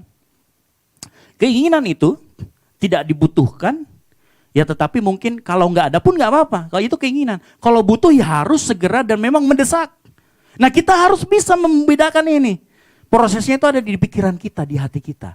Seringkali ini kebutuhan atau enggak. Terkadang-kadang kalau kita sudah pengen banget, itu bisa jadi yang keinginan, tiba-tiba jadi kebutuhan. Nah, yang kita harus bisa nih, melihat apa itu keinginan dan kebutuhan. Seringkali kita orang Kristen itu melakukan yang namanya impulse buying. Impulse buying. Jadi membeli yang tiba-tiba. Impuls buying ini apa? Perilaku membelanjakan uang yang dilakukan tanpa perencanaan terlebih dahulu. Bersifat tiba-tiba dan mendadak. Ini harus hati-hati. Nah biasanya impuls buying ini dimotori atau motivasinya adalah karena keinginan. Contoh. iPhone terbaru keluar, padahal masih punya iPhone yang sebelumnya. Karena keinginan supaya mengupgrade. Padahal iPhone ya gitu-gitu aja buat nelpon, buat WhatsApp, apalagi SMS, apalagi. Hanya sekedar itu saja. Tetapi karena keinginan yang lebih besar, kita akhirnya beli. Ya. Nah oleh karena itu caranya gimana? Supaya kita bisa mengalahkan yang namanya keinginan. Paulus mengajarkan di dalam Filipi 4 ayat 11. Yang pertama adalah Paulus ngomong begini. Filipi 4 ayat yang ke-11. Kita harus belajar untuk merasa cukup di dalam segala hal. Filipi 4 ayat yang ke-11. Karena ini bukanlah, kukatakan ini bukanlah karena kekurangan. Sebab Paulus telah belajar apa? Mencukupkan diri dalam segala keadaan. Nah kata mencukupkan diri ini yang harus kita terus pegang. Kalau barang itu sudah cukup, sudah stop. Berarti lepas dari itu adalah keinginan. Amin. Makanya coba belajar mencukupkan diri. Enough is enough. Enough is enough. Harus belajar seperti itu. Selain mencukupkan diri, ada kata yang penting di situ. Mengucap syukur atas apa yang kita miliki. Makanya tadi saya bilang jangan sering buka-buka Instagram. Yang kemudian membanding-bandingkan dengan kehidupan teman kita yang lain. Mari kita mencukupkan diri dan mengucap syukur dengan apa yang kita miliki. Sehingga tadi rasa keinginan dan kebutuhan kita bisa bedakan. Nah kalau prinsip ini kita pegang maka tidak ada lagi yang namanya impuls buying. Ini yang berbahaya impuls buying. Ya. Makanya Kolose 3 ayat 17 ngomong begini. Dan segala sesuatu yang kamu lakukan dengan perkataan atau perbuatan, lakukan semuanya itu dalam nama Tuhan Yesus. Sambil mengucap syukur oleh Dia kepada Allah Bapa kita. Mengucap syukur dan bersyukur kepada Tuhan akan memicu kita dan membuat kita, perhatikan, mengucap syukur dan merasa cukup akan membuat kita dapat menikmati berkat Tuhan dan bukan menuntut apa yang bukan kita miliki. Amin. Yang setuju katakan amin. Ya, makanya lihat kanan kirinya. Kebutuhan ya, bukan keinginan. Coba lihat kanan kirinya, kebutuhan bukan keinginan. Itu ya. Siapa tahu pulang dari sini mau beli sesuatu yang ternyata hanya keinginan, biar diingatkan sama Tuhan pagi hari ini. Bertobat gitu ya. Nah yang ketiga, masih terkait dengan mengatur budgeting ini. Saya mau katakan begini, perhatikan kata-kata saya. Yang ketiga, yang harus dilakukan dalam RAPBK ini, hindari yang namanya berhutang. Sama-sama katakan, hindari berhutang. Kenapa? Amsal 22 ayat 7 kita buka. Amsal 22 ayat 7. Hindari ya, hindari, kata hindari. Hindari. Nanti kita lihat Alkitab boleh membolehkan kita berhutang atau tidak. Kita akan belajar sama-sama. Tapi saya mau kasih tahu dulu. Orang kaya menguasai orang miskin. Yang berhutang menjadi budak dari yang kasih tahu ya. Alkitab kalau ngomong begini, itu bukan berarti kalau Alkitab ngomong begini dia menyetujui. Tetapi Alkitab menulis seperti ini, artinya ini fakta yang terjadi. Ya, kalau Alkitab menulis fakta bukan berarti itu disetujui. Nah, melalui ayat ini, Alkitab memang tidak ngomong kamu dilarang atau tidak mengenai adanya tidak berhutang. Nah, karena begini, nanti ada ayat yang seolah-olah kayak kok berlawanan. Makanya ini sering menjadi polemik. Ya kan? Makanya tadi saya katakan, hindari sama-sama katakan, hindari hutang. Hindari hutang. Nah, setuju katakan amin. Nah, ada dua ayat yang terlihat seperti berlawanan. Kita buka, sama-sama kita belajar. Roma 3 ayat 18. Roma 3 ayat 18. Roma 13 ayat 8, sorry. Roma 13 ayat 8. Roma 13 ayat 8. Perhatikan ya. Ini Paulus yang ngomong kepada jemaat di Roma. Perhatikan. Janganlah kamu berutang apa-apa kepada siapapun juga, tetapi hendaklah kamu saling mengasihi, sebab barang siapa mengasihi sesamanya manusia, ia sudah memenuhi hukum Taurat. Perhatikan, Paulus ngomong apa? Janganlah kamu Oke, kita buka. Di Matius 5 ayat 42. Matius 5 ayat 42. Nah, kita belajar pagi ini sama-sama eksegesis Alkitab ya. Perhatikan. Ini Yesus yang ngomong nih. Paulus sama Yesus seolah-olah bertentangan. Berilah kepada orang yang meminta kepadamu dan janganlah menolak orang yang mau meminjam dari. Loh, berlawanan gak? Hah? Kontradiksi betul? Tadi Paulus ngomong jangan berutang. Yesus ngomong kamu jangan nolak kalau orang meminjam. Nah, ini seperti sesuatu yang kontradiksi. Ini seperti sesuatu yang paradoks. Nah, di dalam mengerti firman Tuhan, kita harus pahami prinsip bahwa firman Tuhan tidak pernah salah. Firman Tuhan itu benar selalu. Berarti kalau seperti ini, berarti kita harus menafsirkan yang salah satunya, ini pasti ada sesuatu terjemahan yang lain. Nah, di dalam penyelidikan saya mengenai hal ini, saya menemukan hal yang menarik. Begini, di dalam Roma 13 ayat 8 yang tadi, yang Paulus ngomong janganlah kamu berutang. Ada hal yang menarik dalam terjemahan sederhana Indonesia versi ketiga. Dia ngomong begini, terjemahan sederhana Indonesia. Kalau yang ada Alkitab yang elektronik itu ada, cari terjemahan sederhana Indonesia yang ketiga. Dia berbunyi begini, Roma 13 ayat 18. Kalau kamu berhutang sesuatu kepada siapapun, segeralah membayarnya. Supaya tidak ada ikatan hutang di antara kalian. Biarlah satu-satunya ikatan yang menyatukan kalian hanyalah ikatan Oh, ternyata Roma 13 ayat 8 itu mengatakan begini. Kalau kamu berutang, makanya Paulus ngomong, kamu jangan berutang. Kalau kamu punya utang, segera bayar.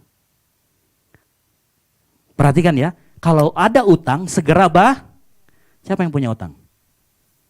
Segera bayar. Gak ada yang ngaku gitu ya. Saya juga ada utang, tetapi harus segera bayar. Saya ada utang di bank, Bapak Ibu Saudara sekalian. Terus kemudian, gereja kita juga ada utangnya. Utang beli speaker ini ada. Nah, tapi kenapa? Gitu loh ya kan. Nah, Roma 13 ayat 8 itu ngomong, kalau kamu punya utang, segeralah bayar. Karena Alkitab menyamakan orang yang gak bayar utang itu dengan orang fasik. Mazmur 37 ayat 21. Mazmur 37 ayat 21 mengatakan bahwa orang fasik itu meminjam dan tidak membayar kembali. Berarti kalau ada orang utang di tempat ini terus tidak mengembalikan sesuai tepat waktu dan sesuai dengan jumlahnya, itu berarti orang fasik. Hati-hati. Ya. Jadi ayat Roma 13 ayat 8 itu ngomong kalau kamu berutang segera balikin. Artinya boleh nggak orang Kristen berutang? Boleh. Boleh, tetapi ada prinsipnya. Yesus ngomong yang di Matius 5 ayat 42. Perhatikan, ada 3 prinsip yang akhirnya kita belajar mengenai utang. Matius 5 ayat 42 itu berbicara dari sisi pemberi utang.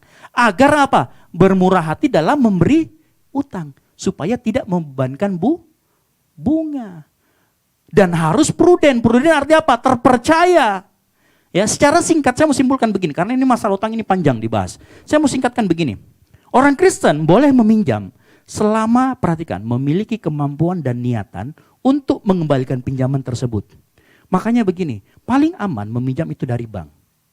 Ini poin yang pertama masalah utang yang saya simpulkan. Poin pertama, pinjamlah dari organisasi atau lembaga yang terpercaya seperti bank. Karena kenapa? Bank itu menyeleksi siapa yang bisa meminjam. Karena penghasilannya dilihat. Nah, biasanya pinjaman itu 30% dari total penghasilan. 30% maksimal. Kalau di bawah itu bank nggak akan mau. Di atas itu bank nggak akan mau. Jadi kalau kita ngajukan pinjaman. Terus yang kedua biasanya dilihat masa produktifnya. Jadi bank itu menyeleksi ketat supaya apa? Bisa dikembalikan. Gitu ya. Makanya ingat, orang yang meminjam dan tidak mengembalikan itu orang fasik namanya. Makanya kita kalau meminjam juga pastikan kalau kita bisa mengembalikan tepat waktu dan sesuai jumlahnya. Soalnya ada juga yang nggak tepat waktu, nggak sesuai jumlahnya. Apalagi di negara plus 62 ini. Lebih galakan yang meminjam daripada yang dipinjami. Kan begitu ya. Lebih galak yang meminjam daripada begitu ditagih, nggak mau dibalikin. Ini orang fasik juga kalau seperti itu. Makanya pagi hari ini kita belajar. Kalau kita meminjam, kembalikanlah tepat waktu sesuai jumlahnya. Jangan juga tidak tepat waktu lalu kemudian tanpa konfirmasi tidak pura-pura lupa kan gitu. Ini plus negara 62 banyak yang seperti ini. Itu prinsip yang pertama. Kalau meminjam pastikan kita memiliki kemampuan dan niatan untuk mengembalikan tepat waktu dan sesuai. Yang kedua, Prinsip yang kedua, kalau meminjam, jangan untuk hal-hal yang sifatnya konsumtif atau yang sifatnya bukan investasi. Ya, apalagi kalau meminjam untuk gaya hidup, apalagi kalau meminjam sampai berbohong, hanya untuk gaya hidup. Makanya saya tekankan tadi, harus memiliki rasa bersyukur, harus memiliki rasa apa lagi? Enough is enough, cukup, merasa cukup. Ya, yang tidak boleh itu kalau meminjam hanya untuk gaya hidup. Minjam jauh-jauh ke bank hanya untuk beli iPhone, sementara iPhone yang terbaru, sekarang yang terbaru iPhone berapa? iPhone 14, 13 ya. Padahal masih ada iPhone 12-nya masih mulus, masih belum diapa-apain. Masih grace terlihat. Tapi buru-buru beli iPhone 12. Sementara kemampuannya tidak seperti itu.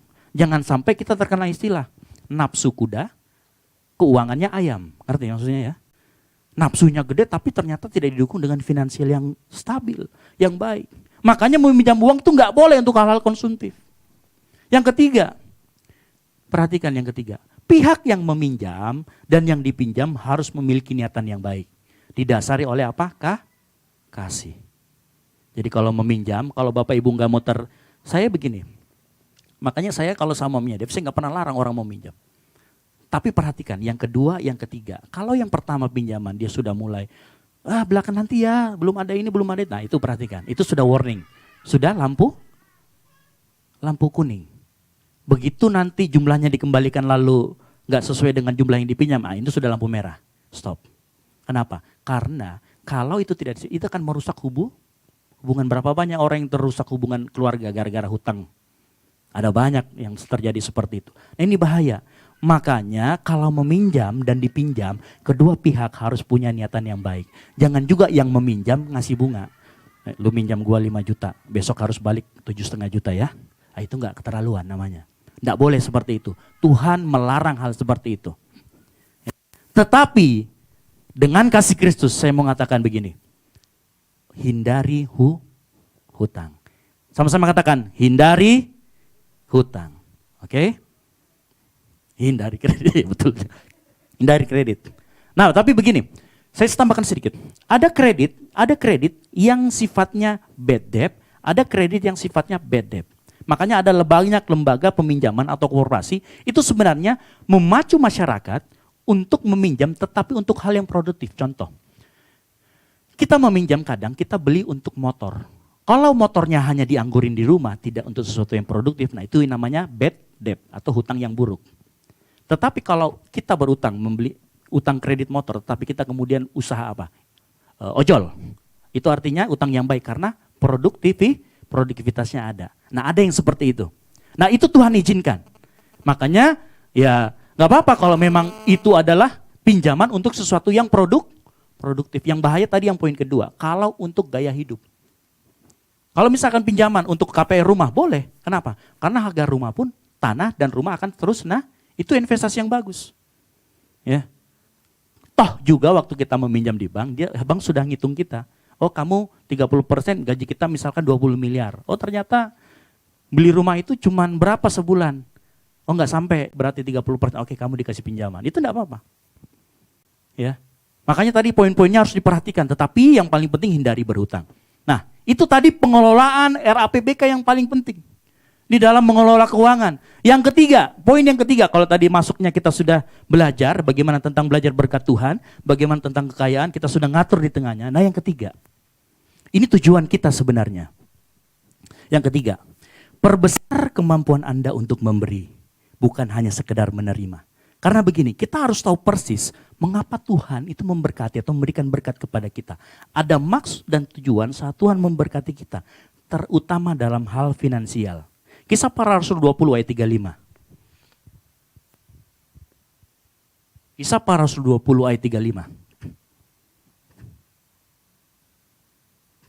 Dalam segala sesuatu telah kuberikan contoh kepada kamu, bahwa dengan bekerja demikian kita harus membantu orang-orang yang lemah dan harus mengingat perkataan Tuhan Yesus, sebab Ia sendiri telah mengatakan apa?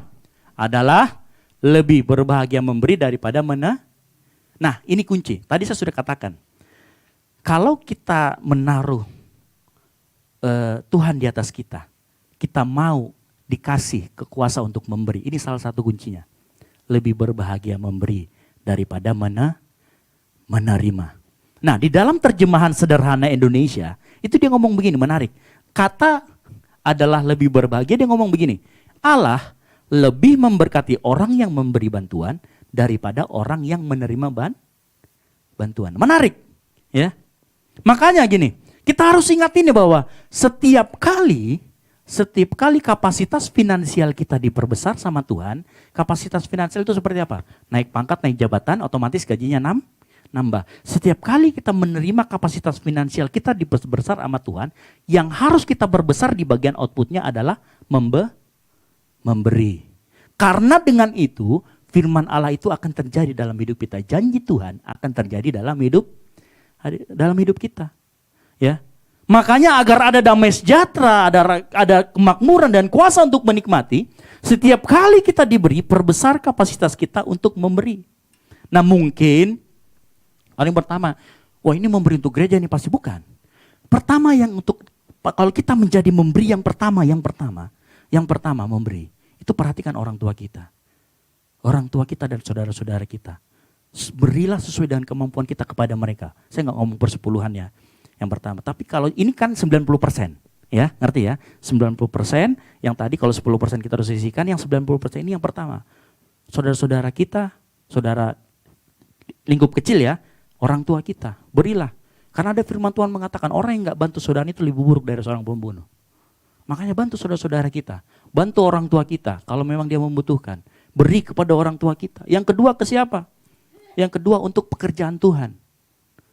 Melalui apa? Misalkan kita lihat hamba Tuhan, silakan. Sisihkan dari yang 90, hamba Tuhan ada di daerah, bantu. Itu namanya memberi toyan. Atau mungkin di luar gereja di tempat ini kita ada dana diakonia yang kita gunakan dan kita laporkan. Bapak Ibu, dana diakonia kita itu sebenarnya minus, tapi kan kita supply dari persepuluhan kita yang kita harus memberikan rupa. Supaya apa? Membantu orang-orang yang membutuhkan. Itu termasuk di dalam memberi. Menabur untuk jiwa-jiwa. Makanya gini ya, saya itu terbeban sama jiwa-jiwa, terutama anak muda. Saya seorang pemain game, makanya saya bikin turnamen game. Supaya apa? Kita kumpulkan anak-anak muda. Kita kasih tahu bahwa prioritas mereka itu sebenarnya apapun yang kalian lakukan sesuai dengan kebenaran. Main game itu nggak salah. Yang penting kalian sesuai dengan kebenaran. Tidak merokok, tidak berkata kotor, tidak berlaku yang impulsif atau yang destruktif kepada teman-teman. Kemudian apa lagi? Untuk memuliakan. Sampai detik ini saya mau ngomong sama anak-anak game itu. Sampai detik ini belum ada gamers yang dia memuliakan nama Tuhan. Karena kalau gamers itu, kalau streaming, kalau nggak pakaiannya terbuka, kata-katanya jorok. Sampai detik ini di YouTube belum ada saya lihat gamers yang tetap berpegang pada kebenaran firman. Makanya saya mau dorong anak-anak muda yang main game ini nanti. Kita turnamennya minggu depan hari Sabtu. Nanti mereka technical meeting, kita berdorong. Nah Bapak Ibu kalau mau juga supaya jiwa-jiwa ini ya kan disadarkan. Bapak Ibu boleh bantu anak pemuda. Saya sudah kenalkan kemarin di bendara dan penonton. Kalau misalkan Bapak Ibu mau terbeban untuk anak-anak muda. Terus ada uang sedikit yang saya mau berikan kepada Tuhan. Boleh lewat turnamen ini. Karena kenapa? Tujuannya memang untuk jiwa-jiwa. Nah kita mau seperti ini supaya apa? Setiap kali uang dikeluarkan dari gereja. Harus ada jiwa-jiwa yang dimenangkan. Amin. Harus ada jiwa-jiwa yang dapat sadar siapa itu Tuhan. Saudara, yang tadi yang saya katakan John Davison Rockefeller. Dia menjadi filantropi terbesar di dunia. Dia bikin banyak yayasan-yayasan amal. Dia menyumbang gereja. Dia menyumbang yayasan-yayasan untuk bantuan-bantuan. Banyak. Rockefeller ini menjadi seorang filantropis. Orang yang menyumbangkan bahkan sebagian besar hartanya, itu dia sumbangkan buat itu. Dia nggak main-main kalau masalah menabur. Makanya Amsal 11 ayat 24-25. Amsal 11 ayat 24-25. Ada yang menyebar harta tetapi bertambah kaya. Ada yang menghemat secara luar biasa. Namun berkekurangan. Siapa yang memberi berkat diberi kelim. Siapa yang memberi minum ia sendiri akan diberi minum. Oleh karena itu untuk menciptakan keuangan sehat. Saya mendorong setiap kita di tempat ini termasuk saya. Saat kita diberkati lebih. Yang pertama kita perbesar adalah kapasitas kita untuk memberi atau menabur. Ya, saya nggak harus bilang menabur untuk gereja, enggak. Karena tadi poin pertama saya katakan, kasih ke orang tua kita, saudara-saudara kita. Bantu mereka. Makanya saya senang kalau orang-orang Toraja gitu ya, kalau misalkan dia berapa bersaudara, yang paling tua berhasil, dia akan support adik-adiknya yang di bawah. Support dengan kemampuannya, nggak dipaksakan juga, ya kan gitu. Ada banyak yang seperti itu. Makanya, Kita tadi udah bicara cara mendapatkan, mengelola, kemudian cara mengeluarkan yang baik dan benar. Saya undang pemain musik. Yang terakhir, 2 Korintus 9 ayat 6 sampai yang ke-7. Ini firman Tuhan. Sekali lagi, saya tidak mengajarkan teologi kemakmuran. Yang saya ajarkan adalah Alkitab. Janji-janji Tuhan di Alkitab itu nyata. Camkanlah ini. Orang yang menabur sedikit akan menuai sedikit juga. Dan orang yang menabur banyak akan menuai banyak juga. Yang setuju katakan amin. Perhatikan ini. Makanya Tuhan ngomong, perbesar kapasitas kita untuk memberi. Kita bangkit berdiri.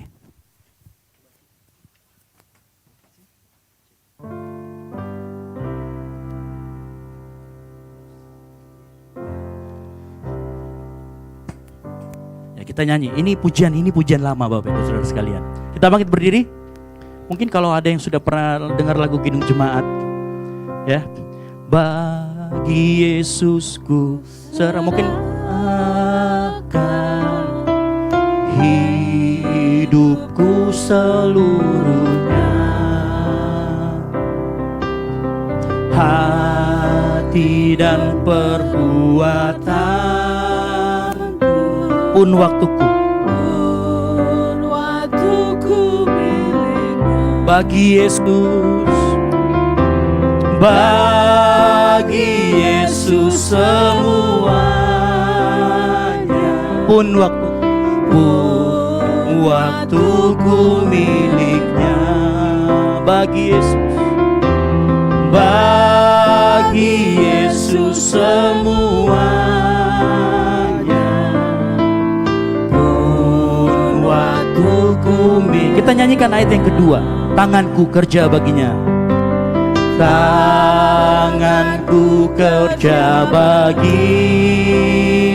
kakiku mengikutnya, kakiku mengikutnya, mataku memandang Yesus, mataku memandang Yesus, yang ku puji, yang ku puji. Sambil angkat tangan kita katakan, bagi Yesus, bagi Yesus semuanya, yang ku puji dialah. Bagi Yesus, bagi Yesus semuanya, yang ku puji, yang ku puji. Kita nyanyikan dari ayat yang pertama, bagi Yesus ku serahkan. Bagi Yesus ku serahkan hidupku seluruhnya, hati dan perbuatan. Amin. Pun waktuku miliknya. Yes, bagi Yesus, bagi Yesus semuanya, pun waktuku miliknya. Bagi Yesus, bagi Yesus semuanya, pun waktu. Bagi Yesus semuanya, sama-sama katakan, bagi Yesus, bagi Yesus semuanya, pun waktuku miliknya. Yes, bagi Yesus, bagi Yesus semuanya, pun waktuku miliknya. Sama-sama katakan kita, biar cuma Tuhan saja, bagi Yesus, bagi.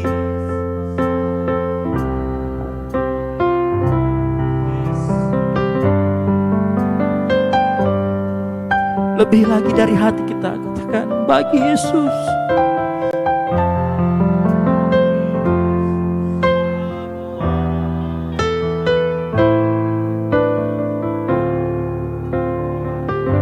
Biar cuma Tuhan saja terus katakan, bagi Yesus.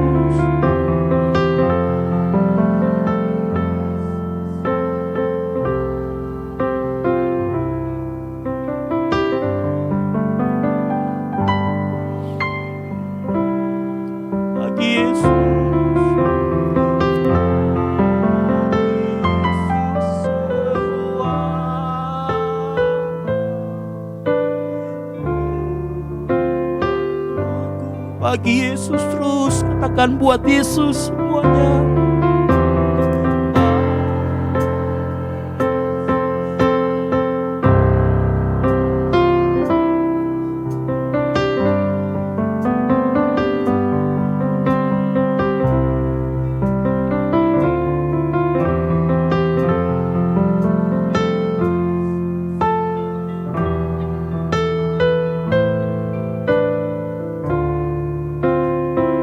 Terus Tuhan senang dengan pujian ini. Katakan bagi Yesus, bagi Yesus.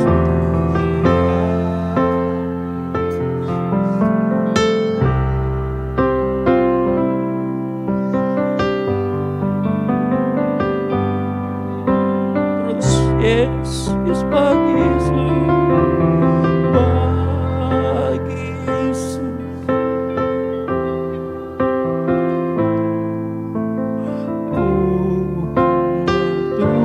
Mari sembah Tuhan. Mari sembah Tuhan. Mari sembah Tuhan. Bagi Yesus semuanya Tuhan. Ku serahkan semuanya Tuhan. Waktu kami Tuhan. Kekayaan kami Tuhan. Kami mau pakai buat kemuliaan-Mu Yesus. Haleluya. Mari sembah Tuhan. Bagi Yesus semuanya. Pun waktuku, hidupku bagimu Tuhan, bagi kemuliaan-Mu, bagi Yesus semuanya. Oh, bagi Yesus semuanya bagimu, semuanya untuk-Mu Tuhan.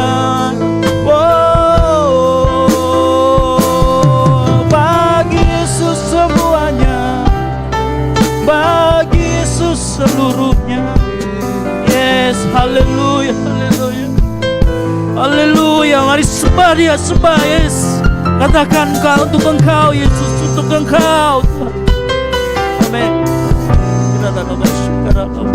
Haleluya, haleluya, haleluya. Amin, haleluya. Terima kasih Tuhan.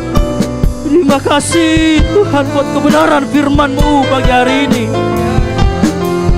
Berkati umat-Mu Tuhan. Urapi, berkati Tuhan. Melalui firman Tuhan yang disampaikan, menjadi orang-orang pemenang, menjadi orang yang diberi kelimpahan oleh Tuhan sesuai dengan prinsip firman Tuhan. Amin.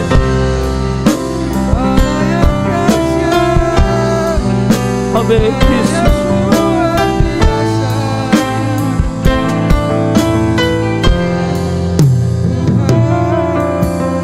Bagi Yesus semuanya,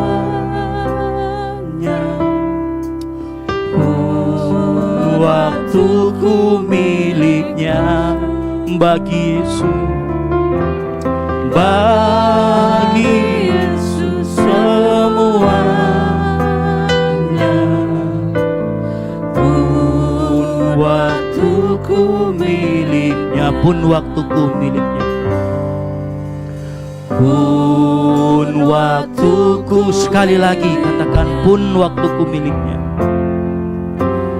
pun waktuku milik. Beri kemuliaan bagi Tuhan Allah kita yang meriah. Buat Tuhan Yesus kita. Haleluya, haleluya, haleluya. Terima kasih Tuhan buat firman-Mu pagi hari ini yang mengajar kami semua di tempat ini. Biar kami menjadi pengelola keuangan yang baik. Biar kami dapat dipercaya Tuhan. Tuhan, kami ingin keluar dan kami yakin firman-Mu ya dan amin. Dan kami keluar dari tempat ini, kami semua menjadi pemenang. Kami semua menjadi orang yang dilimpahi berkat oleh Tuhan. Kami semua menjadi pemberi berkat Tuhan. Di dalam nama Tuhan Yesus, materai firman itu. Dan jadikan kami semua menjadi pelaku firman. Yang siap menjadi pelaku firman. Sama-sama katakan, amin. Silakan duduk Bapak Ibu Saudara sekalian.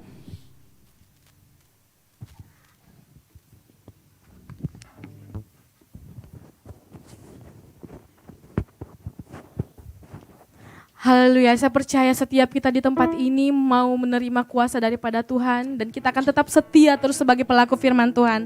Amin. Mari Bapak Ibu kita siapkan persembahan kita mau memberikan yang terbaik kepada Tuhan. Sebelum itu kita satu di dalam doa sekali lagi. Bapa, terima kasih buat kasih setiamu Tuhan di dalam kehidupan kami, firman-Mu ya dan amin. Dan kami akan setia menjadi pelaku firman-Mu Tuhan. Engkau berkati hamba-Mu yang sudah memberitakan kebenaran firman-Mu. Engkau berikan terus Tuhan Yesus marifat, Engkau tambahkan terus Tuhan Yesus pengurapan-Mu kepada hamba-Mu Bapa. Engkau berkati tiap hari apa yang hamba-Mu lakukan, berkati keluarganya, berkati segala aktivitasnya Tuhan. Kami percaya Engkau Allah yang hidup, yang mampu melakukan segala perkara di dalam kehidupan hamba-Mu Bapa. Dan saat ini Tuhan, kami jemaat-Mu di tempat ini, kami mengangkat amplop yang ada di tangan kami Tuhan Yesus. Engkau berkati setiap tangan-tangan yang memberi Tuhan. Biarkan apa yang kami berikan ini dengan tulus hati kami Bapa, karena kami mengasihi Engkau, karena kami bersyukur Tuhan kepada Engkau Bapa. Engkau berkati setiap keperluan jemaat di tempat ini ya Tuhan Yesus. Apa menjadi keperluannya, apa menjadi kebutuhannya Tuhan, Engkau cukupkan. Di dalam nama Tuhan Yesus kami setiap yang percaya bersama-sama katakan amin.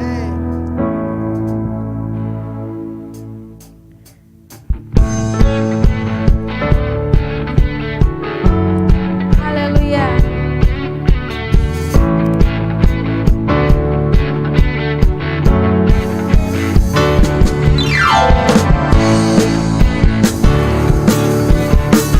Kami percaya kami akan menuai Tuhan dengan berkas-berkas yang Engkau telah curahkan buat kami.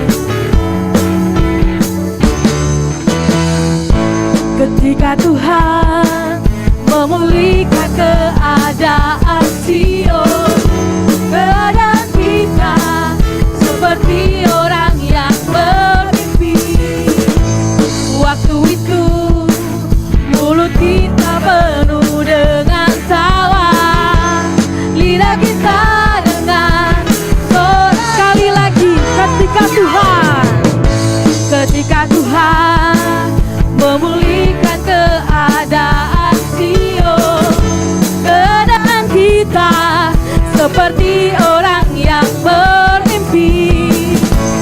Waktu itu mulut kita penuh dengan tawa, lidah kita dengan sorak-sorai yang menabur dengan mencucurkan air mata, pasti akan menuai dengan sorak-sorai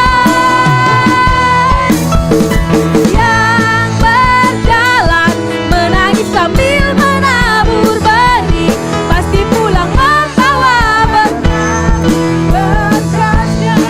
Sekali lagi kita akan pujian ini dari awal. Mari jemaat Tuhan, saya undang bangkit berdiri. Ketika Tuhan memulihkan saya percaya setiap kita akan dipulihkan di tempat ini. Amin saudara.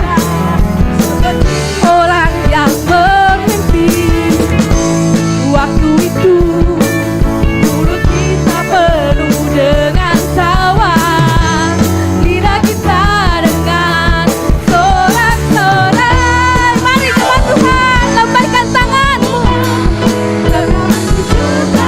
Air mata pasti akan menuai dengan sorak-sorai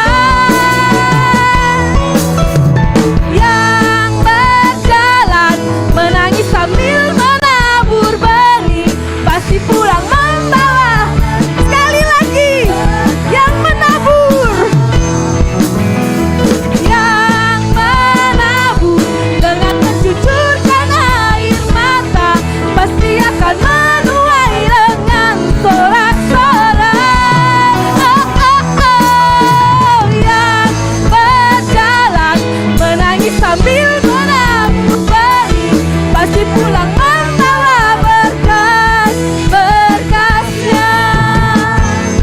Pasti pulang membawa berkas. Sekali lagi, pasti membawa pulang berkas-berkas Tuhan. Berkasnya, amin. Kami imani firman-Mu di dalam pujian ini Tuhan.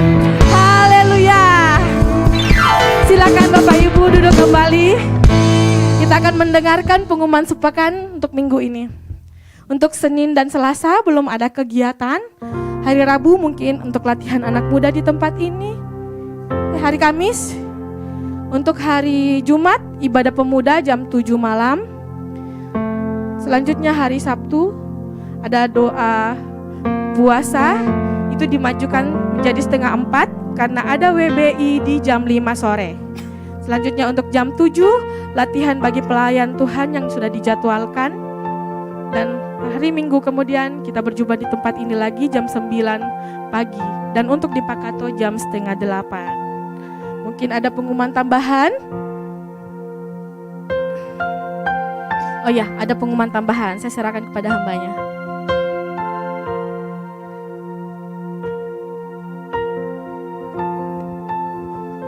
Nah, pengumuman tahun pertama besok kita di sini ada ibadah fellowship pejabat GBI. Jadi saya minta tolong untuk beberapa ibu-ibu nanti tolong bantu kita untuk konsumsinya. Dananya sudah disiapkan dari gereja. Acaranya besok pagi jam 9 pagi ya. Jadi ada ibadah fellowship di tempat ini khusus untuk pejabat-pejabat GBI. Itu yang pertama. Lalu yang kedua, karena nggak ada mesbah keluarga. Jadi begini, karena minggu nanti ini dipakai, hari Sabtu itu dipakai untuk turnamen di tempat ini. Jadi kita gunakan tempat ini. Maka mungkin nanti kita akan bicarakan latihan itu mungkin dipindahkan antara minggu pagi atau hari Jumat.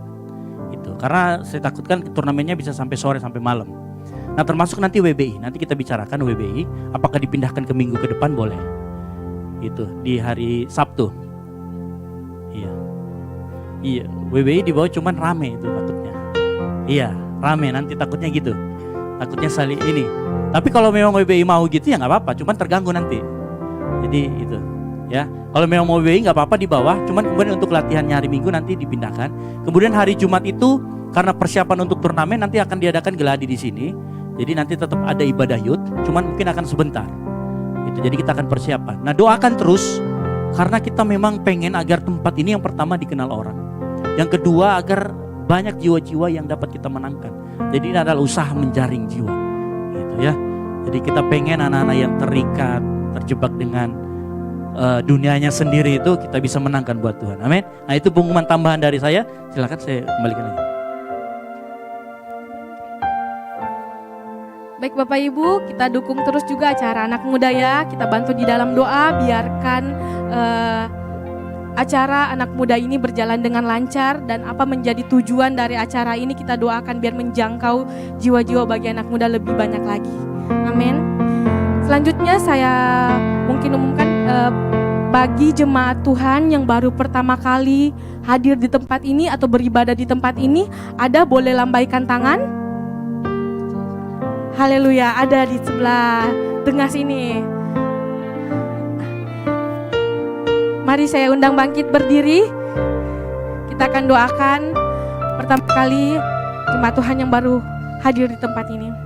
Tuhan, terima kasih Engkau kirimkan umat-Mu di tempat ini baru pertama kali hadir Bapa. Bukan secara kebetulan Tuhan, hamba-Mu ini hadir di tempat ini, itu semua karena kasih dan kemurahan-Mu Tuhan, sehingga hamba-Mu ini ada di tempat ini bersama-sama kami ibadah.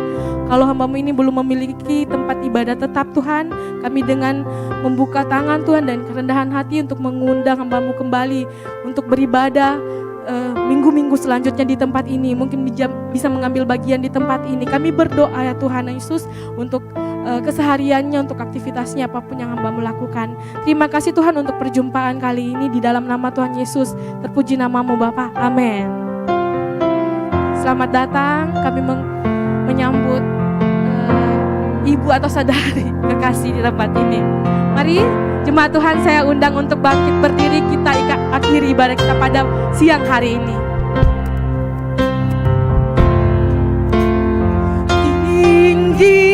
Tinggikan dirimu mengatasi langit, kebesaran-Mu Tuhan mengatasi bumi.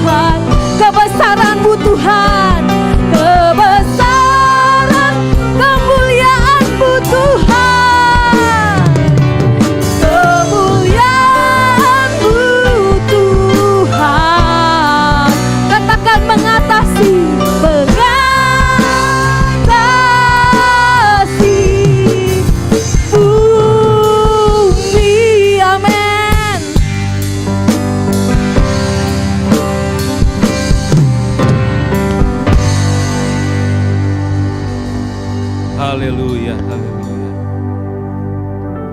Sungguh besar kasih kemurahan-Mu dalam kehidupan kami Tuhan. Kami mengucap syukur lewat ibadah kami pada pagi hari ini Tuhan. Kami boleh merasakan kehadiran-Mu dalam kehidupan kami Tuhan. Kami merasakan jamahan-Mu dalam kehidupan kami Bapa. Terima kasih Tuhan Yesus. Bahkan lewat kebenaran firman-Mu Tuhan, kami lebih jauh lagi mengenal Engkau secara yang benar Tuhan. Kami mengenal Tuhan yang benar dalam kehidupan kami Tuhan. Agar kami mampu mengelola kehidupan keuangan kami Tuhan. Yang mengedepankan Engkau dalam kehidupan kami Tuhan. Karena kami percaya Tuhan, orang yang mencari kerajaan Allah, maka semuanya akan ditambahkan dalam kehidupannya Tuhan. Terima kasih Tuhan Yesus. Berkati hamba-Mu Tuhan, yang sudah menjadi saluran berkat dalam kehidupan kami Tuhan. Berkati dalam pelayanannya Tuhan, berkati dalam pekerjaannya Tuhan. Bahkan rumah tangganya Tuhan, anak istri diberkati dalam nama Yesus. Terima kasih Bapa. Bahkan berdoa untuk ibu gembala kami di tempat ini Tuhan. Bermurah hatilah lewat ibu gembala ini Tuhan. Berikan kesehatan, kekuatan Tuhan. Kuatkan ibu gembala kami di tempat ini Tuhan. Lewat pengembalaan di tempat ini Tuhan, kami boleh mengenal Engkau secara benar Bapa di surga. Berkati juga anak-anak mereka, anak mantu yang ada, cucu-cucu yang ada Tuhan, diberkati oleh Tuhan. Pakai mereka menjadi pelayan-Mu Tuhan. Di tengah sidang jemaat yang ada Tuhan, boleh menjadi contoh bagi kami Tuhan, jemaat yang ada Bapa. Terima kasih Tuhan Yesus. Bahkan sidang jemaat yang ada di tempat ini Tuhan, berkati kehidupan mereka sepanjang minggu yang akan kami jalani Tuhan. Bahkan di rumah mereka masing-masing yang menonton secara online Tuhan, apa yang menjadi kebutuhan mereka dalam nama Yesus Tuhan cukupkan. Bahkan sakit penyakit dilalukan dalam nama Yesus. Bahkan Oma Yohana yang saat ini tidak bersama kami Tuhan, kami berdoa Bapa, pulihkan, sembuhkan dalam nama Yesus. Sel-selnya dipulihkan, otot-ototnya dikuatkan dalam nama Yesus. Sakit penyakitnya diangkat oleh Engkau Bapa. Terima kasih Tuhan Yesus. Bahkan saudara-saudara kami dimanapun saat ini berada Tuhan, kami tidak tahu keberadaan mereka, tapi kami percaya pertolongan-Mu sempurna dalam kehidupan mereka Tuhan. Dikuatkan di dalam Engkau Bapa. Terima kasih Tuhan Yesus. Berdoa untuk bangsa dan negara kami Indonesia yang kami cintai Tuhan. Berkati rahmati bangsa ini Tuhan. Bahkan pemimpin yang ada mulai dari Bapak Presiden, Wakil Presiden, jajaran menteri, anggota dewan yang ada, gubernur yang ada, wali kota yang ada, bupati yang ada Tuhan. Berkati kehidupan mereka Tuhan. Rahmati mereka dengan rahmat-Mu yang selalu baru. Takut akan Tuhan selalu ada dalam kehidupan mereka. Mereka boleh memerintah dengan benar Tuhan, jujur dan adil Tuhan. Bagi Indonesia yang kami cintai ini Bapa, terima kasih Tuhan Yesus. Bahkan aparat yang ada mulai dari TNI, Polri Tuhan, jaga mereka Tuhan, agar mereka kuat menjaga bangsa ini Tuhan. Dari rorongan, dari luar Tuhan, dari dalam sekalipun. Kami berdoa Tuhan, berkati mereka Tuhan. Kuatkan mereka Tuhan, untuk menjaga bangsa ini Bapa. Terima kasih Tuhan Yesus. Bahkan berdoa untuk para gembala-gembala yang ada, penginjil-penginjil yang ada, yang menyerahkan kehidupan mereka untuk Engkau Tuhan. Penuhkan apa yang mereka butuhkan Tuhan. Bahkan sidang jemaat yang ada Tuhan, lawati kehidupan mereka Tuhan. Biarlah nama Yesus selalu ditinggikan, dipermuliakan Tuhan. Bahkan guru-guru sekolah minggu yang ada Tuhan, berkati kehidupan mereka Tuhan. Terima kasih Tuhan Yesus. Terima kasih Bapa di surga yang sudah mengajarkan kami berdoa. Bapa kami yang ada di surga, dikuduskanlah nama-Mu, datanglah kerajaan-Mu, jadilah kehendak-Mu di bumi seperti di surga. Berikanlah kami pada hari ini makanan kami yang secukupnya, dan ampunilah kami akan kesalahan kami, seperti kami juga mengampuni orang yang bersalah kepada kami. Dan janganlah bawa kami ke dalam pencobaan, tapi lepaskanlah kami daripada yang jahat. Karena Engkau yang punya kerajaan dan kuasa dan kemuliaan sampai selama-lamanya. Haleluya. Mari kita arahkan hati dan tangan kita kepada Tuhan. Haleluya. Terimalah berkat, kekuatan, kesehatan di dalam nama Tuhan Yesus. Hari ini, besok, dan untuk seterusnya kami tetap menikmati kasih karunia Tuhan. Dalam nama Tuhan Yesus kami telah berdoa dan mengucap syukur dan mengakhiri ibadah kami pada siang hari ini. Haleluya. Bersama-sama kita katakan amin. Tuhan Yesus memberkati kita semua. Mari jemaat Tuhan, kita ambil waktu sejenak untuk saat teduh sebelum kita balik ke rumah kita masing-masing.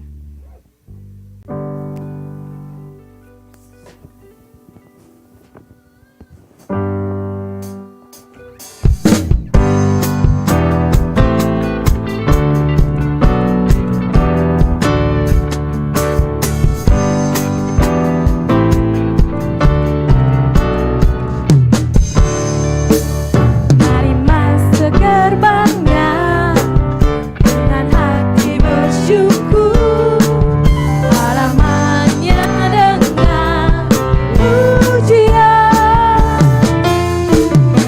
penuh baiknya dengan nyanyian syukur. Hadir sekali lagi, mari masuk gerbang Tuhan.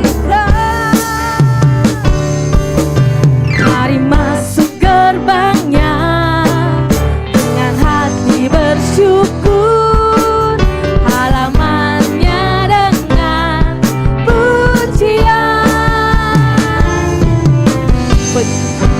baiknya dengan nyanyian syukur, hadiratnya penuh sukacita. Sebab Tuhan Dia baik dan anugerahnya kekal selama-lamanya. Amin. Sebab Tuhan Dia baik dan anugerahnya kekal Katakan, sebab Tuhan Dia baik. Sebab Tuhan Dia baik dan anugerahnya kekal selama-lamanya. Amin. Sebab Tuhan Dia baik dan anugerahnya kekal selama. Sekali lagi katakan, sebab Tuhan Dia baik.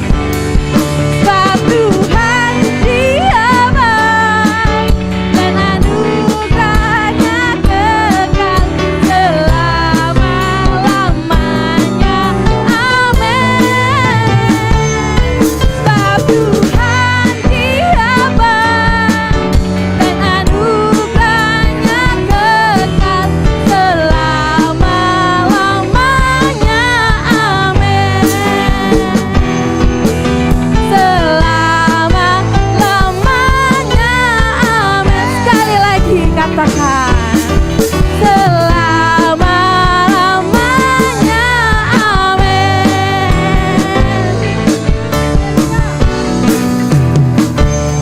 Semuanya amin. Haleluya. Yes. Mari para pelayan Tuhan yang mengambil bagian, kita doa dulu sebelum kita bubar.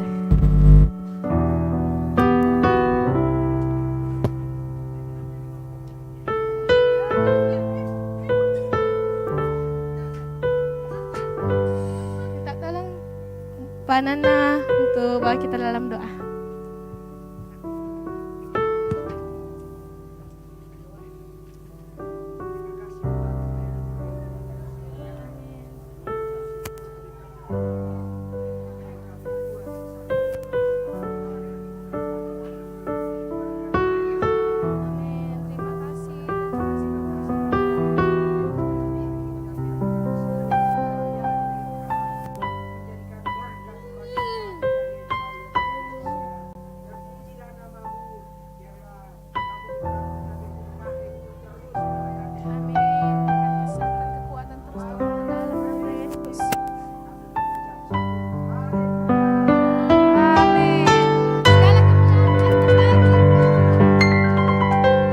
jangan lupa foto-foto. Posisi